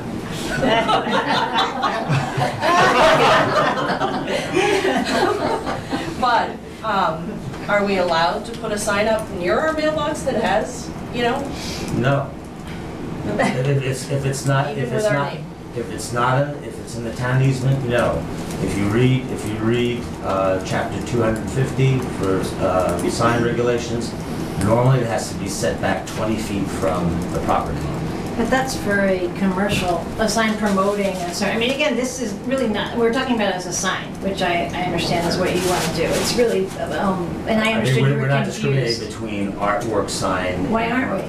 Well, because it's a sign. It is, again, if you interpret it as a sign, I don't think anybody is, the purpose of a sign would be to direct traffic, to tell us what to do. This is, as the Department of Transportation in New York suggested, a moment to make someone smile or pause and reflect. It is not to give them a direction about which direction to go, to We're not how- talking about that kind of signage. I mean, it could be any signage. It could be, you know, I'm announcing something. So like, a woman put a sign in her property to advertise her business that's 2 miles down the road on Main Street. And that's not really a directional sign. But it's self-promotion and advertising, which this is not. This is promoting the spirit of community and happiness, which I don't see on this, you know, I don't think that section 250 applies to this particular sign. Well, but it's also within the town easement, so, Okay. yeah, true, it doesn't apply, but. Right, but I guess, I don't know, and maybe I'll let other people speak to it. So, Teresa Sauer, Wilder Road. So the sign that I have that's in the easement that says I live at 207, that's illegal? You have a number. Yeah. On a sign, on a post. That's fine. Oh, so there are some signs that are allowed in the Well, that's not really a sign, that's just, you have to provide, there's a bylaw that talks about providing a information as to your street. Kia Oceanvine, Main Street. Before you get lost way down into nitty-gritty about sign and easements and inches, I think you should go back to the original proposal, that it's an art installation. She's made every attempt to make it as legal as she can. I think it is part of the art that it appear flush with the Spectacle Hill sign. And it's clear from the previous topic that you guys were talking about that we kind of need a happiness sign. There was a lot of strife in this room a minute ago on the previous topic, and now there's a lot of happy people. So please be aware that Susie Becker is one of our town treasures. Do you know that? She's nationally famous. She's a fantastic thinker, artist, author, and she's one of the people that if you look up who famous lives in Bolton, she's one of them. So I think that just find a way to bend some of the tiny rules to make it work. It's not going to cost the town anything. It's not going to make many people get upset about being confused, and I just think everyone's overthinking this one. I've been pondering over the precedent that posting this would put, you know... There's no precedent like her. Hold on. The precedent that if you know, someone posts a sign there and someone else wants to post another sign someplace else, I'm wrestling with that. I'm wrestling with safety. It's in the format of a street sign. But where I'm coming out on this, on the idea of how do you put this sign up without someone else copying it. And I'm just throwing this idea out, okay? But I would be receptive to a gift of that sign as a piece of artwork to the town. And that would then be installed in that location. And that takes away all the issues of, are we going to allow someone else to put a sign up in a similar situation? From a safety perspective, it's in the format of another sign, but there's no way, even me, with my vision, at my age, driving down that road at night, I'm not gonna get confused by a happiness sign, in the rain on a foggy night.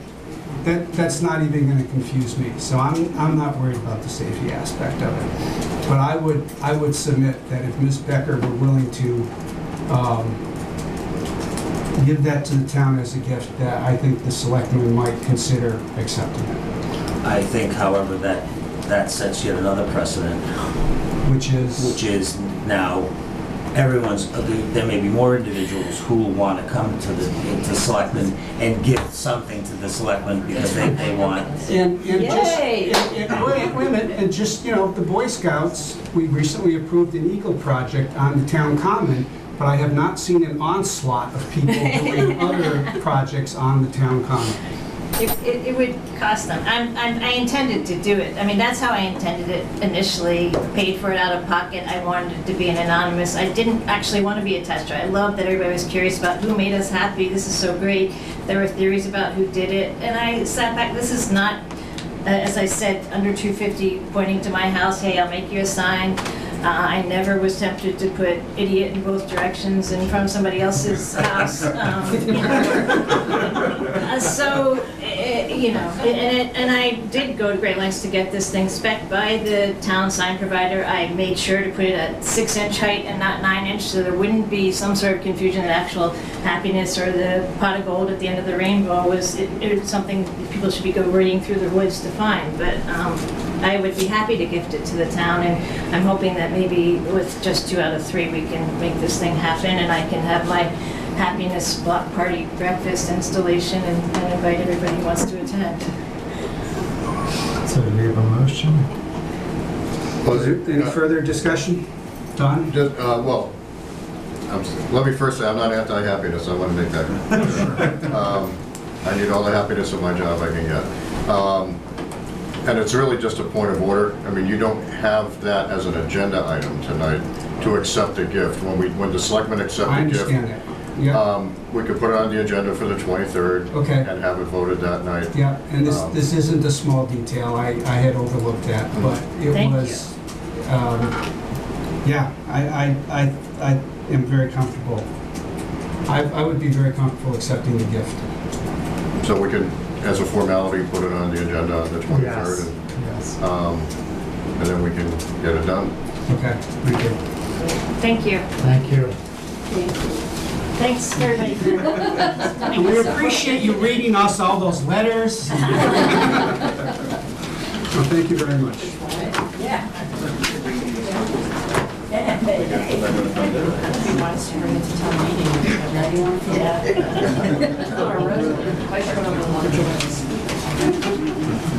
It's getting late, so we'll I just wanted to keep you move to the town administrator report. Well, the town administrator's report, in the spirit of happiness, I will just tell you that there is nothing particularly new going on at Minuteman, but we do have a building committee meeting Monday night. So for the next meeting, I'm sure I'll have quite an update. And although I don't have it listed under my report, just so you know, the bid opening, version 2.0, the bid opening is Wednesday the 18th at, I believe, 2 p.m. So we'll have the bid opening next Wednesday, and presumably we'll have bids to open this time. So we've been chasing vendors, following up on vendors, communicating with them. Oops. It's too much happiness. Obviously, maybe it was about the portico. We need to have a survey about what night the selectmen's meeting should be also. So good news about the portico bidding, I hope. And that's all I have. Thank you, Don. Do we have any public service announcements? Yeah, we got a couple. One, please, as I've been stressing before, there are still people bringing their redeemable bottles and cans to the transfer station and putting them in the bins, which is great. but we would prefer that you put them in the Boy Scout red barn when you crest the hill. We're still in the process of trying to get some additional signage and the like to do that. You know, if you can just separate them out a little bit further and bring them up, that'd be great. We appreciate it. I'm sure most everyone knows that in order to throw out garbage at the transfer station, you need a sticker. We sell them here at Town Hall, and we sell them also at the transfer station. Green ones are $1.25 to put on a 13-gallon white kitchen bag, and the orange ones are $2.50 to put on a 33-gallon black trash bag. In talking with Joe Lynch, our tonnage is going up a bit, but our sticker sales are going down. And why that is happening is that people are throwing out their garbage without affixing a sticker. I was at the transfer station a few weeks ago and actually witnessed someone pulling up and throwing out, probably 10 to 15 bags of garbage. In talking to that individual, and also the DPW folks talking to the individual, she did everything in her power to try to deflect the conversation away from the fact that she didn't have stickers on her bags. And then got quite belligerent with the DPW workers and was quite insulting to them. I was able to capture her license plate number, and Bolton's Finest paid a visit to her at her home. It turned out that she has lived in this town for 2 years and has not purchased a sticker. So what we're going to be doing shortly is we're going to be doing some additional spot checks as people come into the transfer station. If you cannot show proof of residence, you'll be turned away, and your license plate will be recorded. If you come to the transfer station and you're a Bolton resident and you have garbage to throw out, but you don't have a sticker, you either can buy them, or if you don't want to buy them, you'll be turned away, and you'll not be able to use any part of the transfer station. It's probably the best deal around to throw out a 33-gallon bag of trash for $2.50 is a good deal. And I think what's happening is people are just lazy to purchase the stickers. The individual in question that we did actually see was driving a $100,000 SUV, so it's not a case of the fact that there's a money issue. So we're going to be doing some additional checks to get people to comply for those folks who aren't complying. That's what I have to say. Thank you, Stan. No, I Linda, did we get any letters back for the signboard at the Hilton building?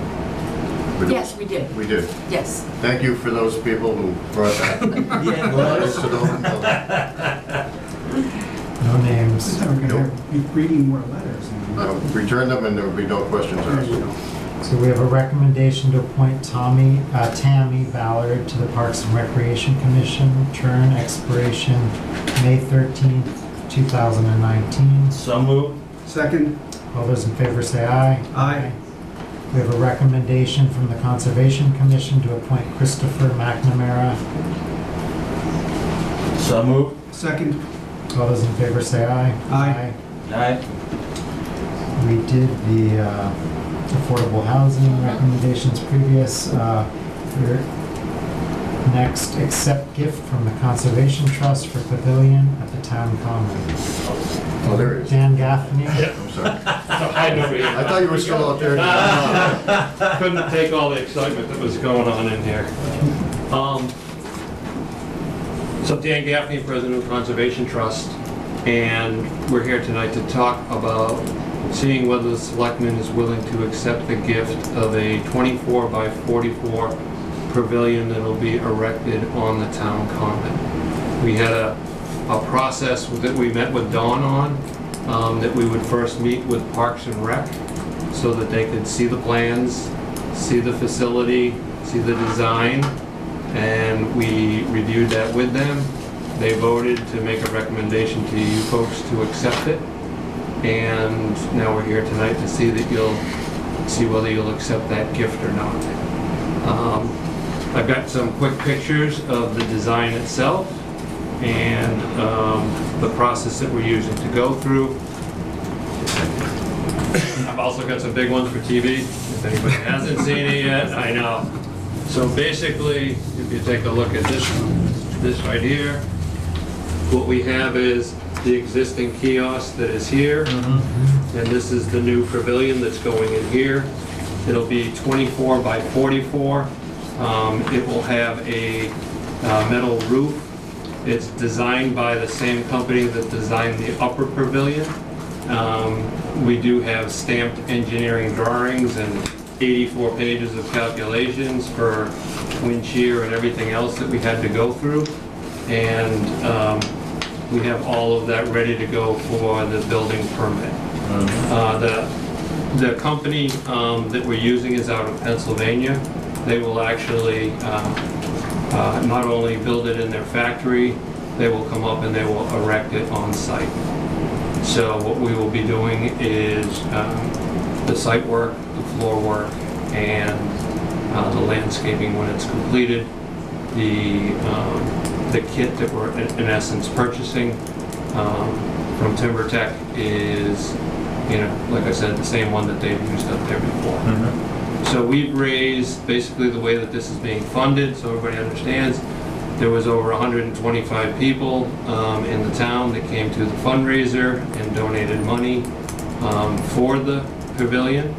And we also have a Massachusetts Cultural Council grant that'll, basically it's a matching grant for the other half of it. The pavilion will cost roughly $93,000 to build. And the schedule that we currently have to date that we've been working towards is site work starting probably mid-July. And then once the site work is completed, the kit arrives September 1st. They'll erect it. We'll do the final cleanup and basically turn the keys over to you folks when it's done. So that's the current plan on this. So there's no outlay of materials or personnel or anything that the town needs to? Nope, none. Okay. And Joe Lynch has been involved, he's reviewed the plans, we've kept him in the loop there. That's good. So, Now, is this pavilion, if you're looking into the property, this pavilion is to the right of the Boy Scout pavilion that's in the it back? is to the right, yes. Okay. So if you look at it from being inside the pavilion, then it's basically looking outward to the center of the green space is how it's angled. So it's facing directly into the center. Okay. Is how it's overlaid, and it's tucked into the hillside, so if you're in the upper pavilion, you don't see the side of it or a big roof. Gotcha. Coming over the Cool. top. Very nice. Very nice. Okay. That's great. So you just need to vote to accept the gift and let the I'll process make a go motion to forward. accept the gift from the Conservation Trust for the pavilion at the town common. I'll second the motion. All those in favor say aye. Yeah, if there's anything else you need from me, just let me know. Okay. Thanks, Dan, Patrick. thank you. Appreciate it. Great. Thank you. We have another gift from Summit Safety, Inc. for 2 self-contained breathing apparatus with face pieces and bottles attached. This is a gift that our new interim fire chief ended up being able to obtain for us. Super. Wow, that's fast.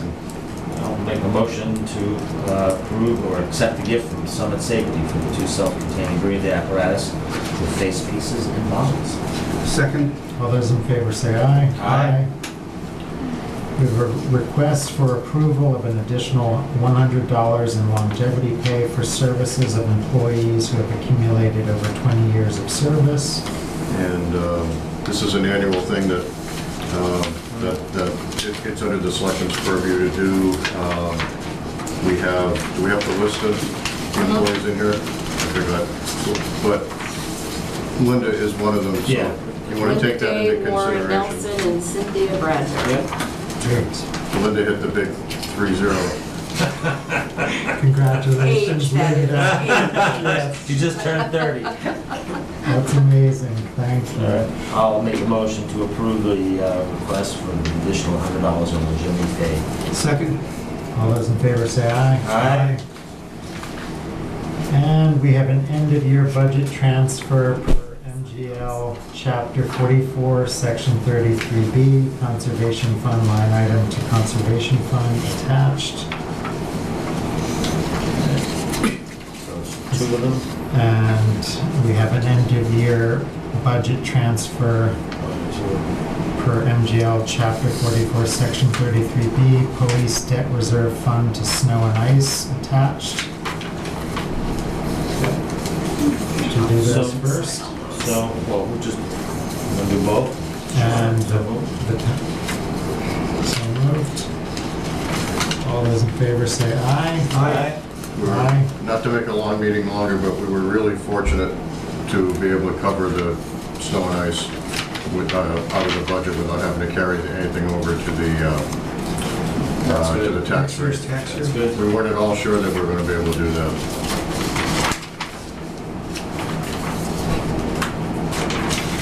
Otherwise, we wouldn't have been able to do those $100, Well, something would have had to have given. those longevity things, you know?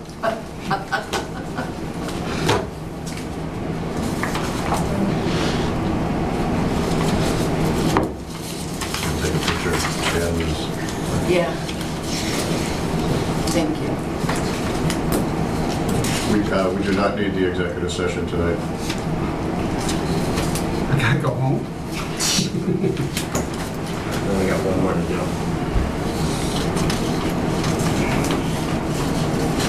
Oh, sorry. Oh, the minutes and the bill warrants. The warrant? Warrant and bill. Yeah.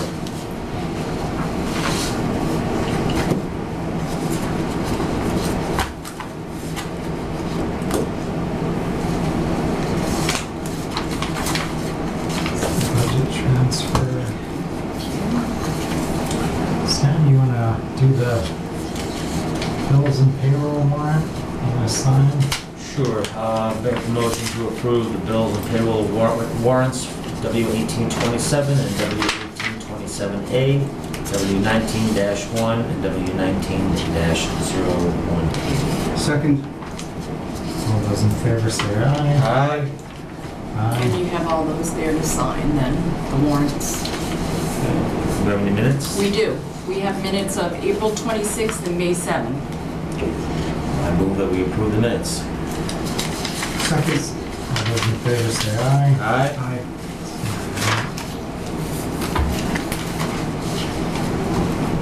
Aye.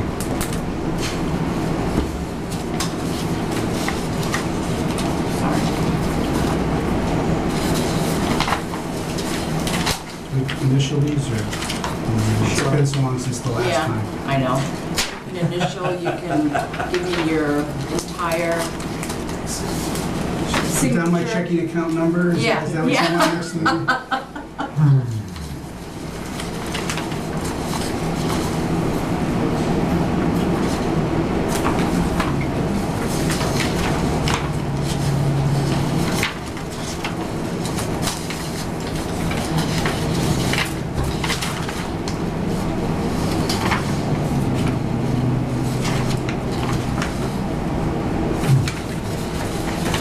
This is for you to sign. This is for you to sign. And that's for you. Thank you.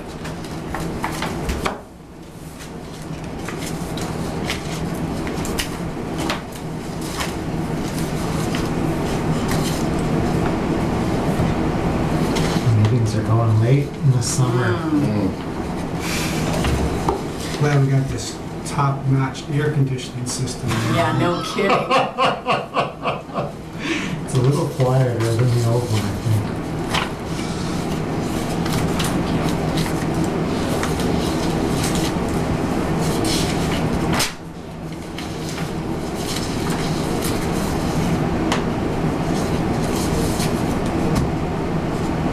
So I just have some minutes to get to.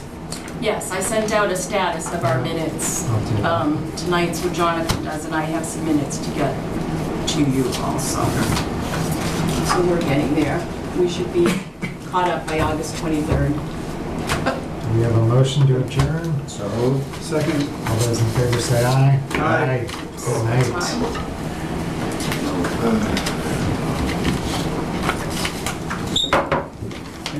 I would like a picture of Stan.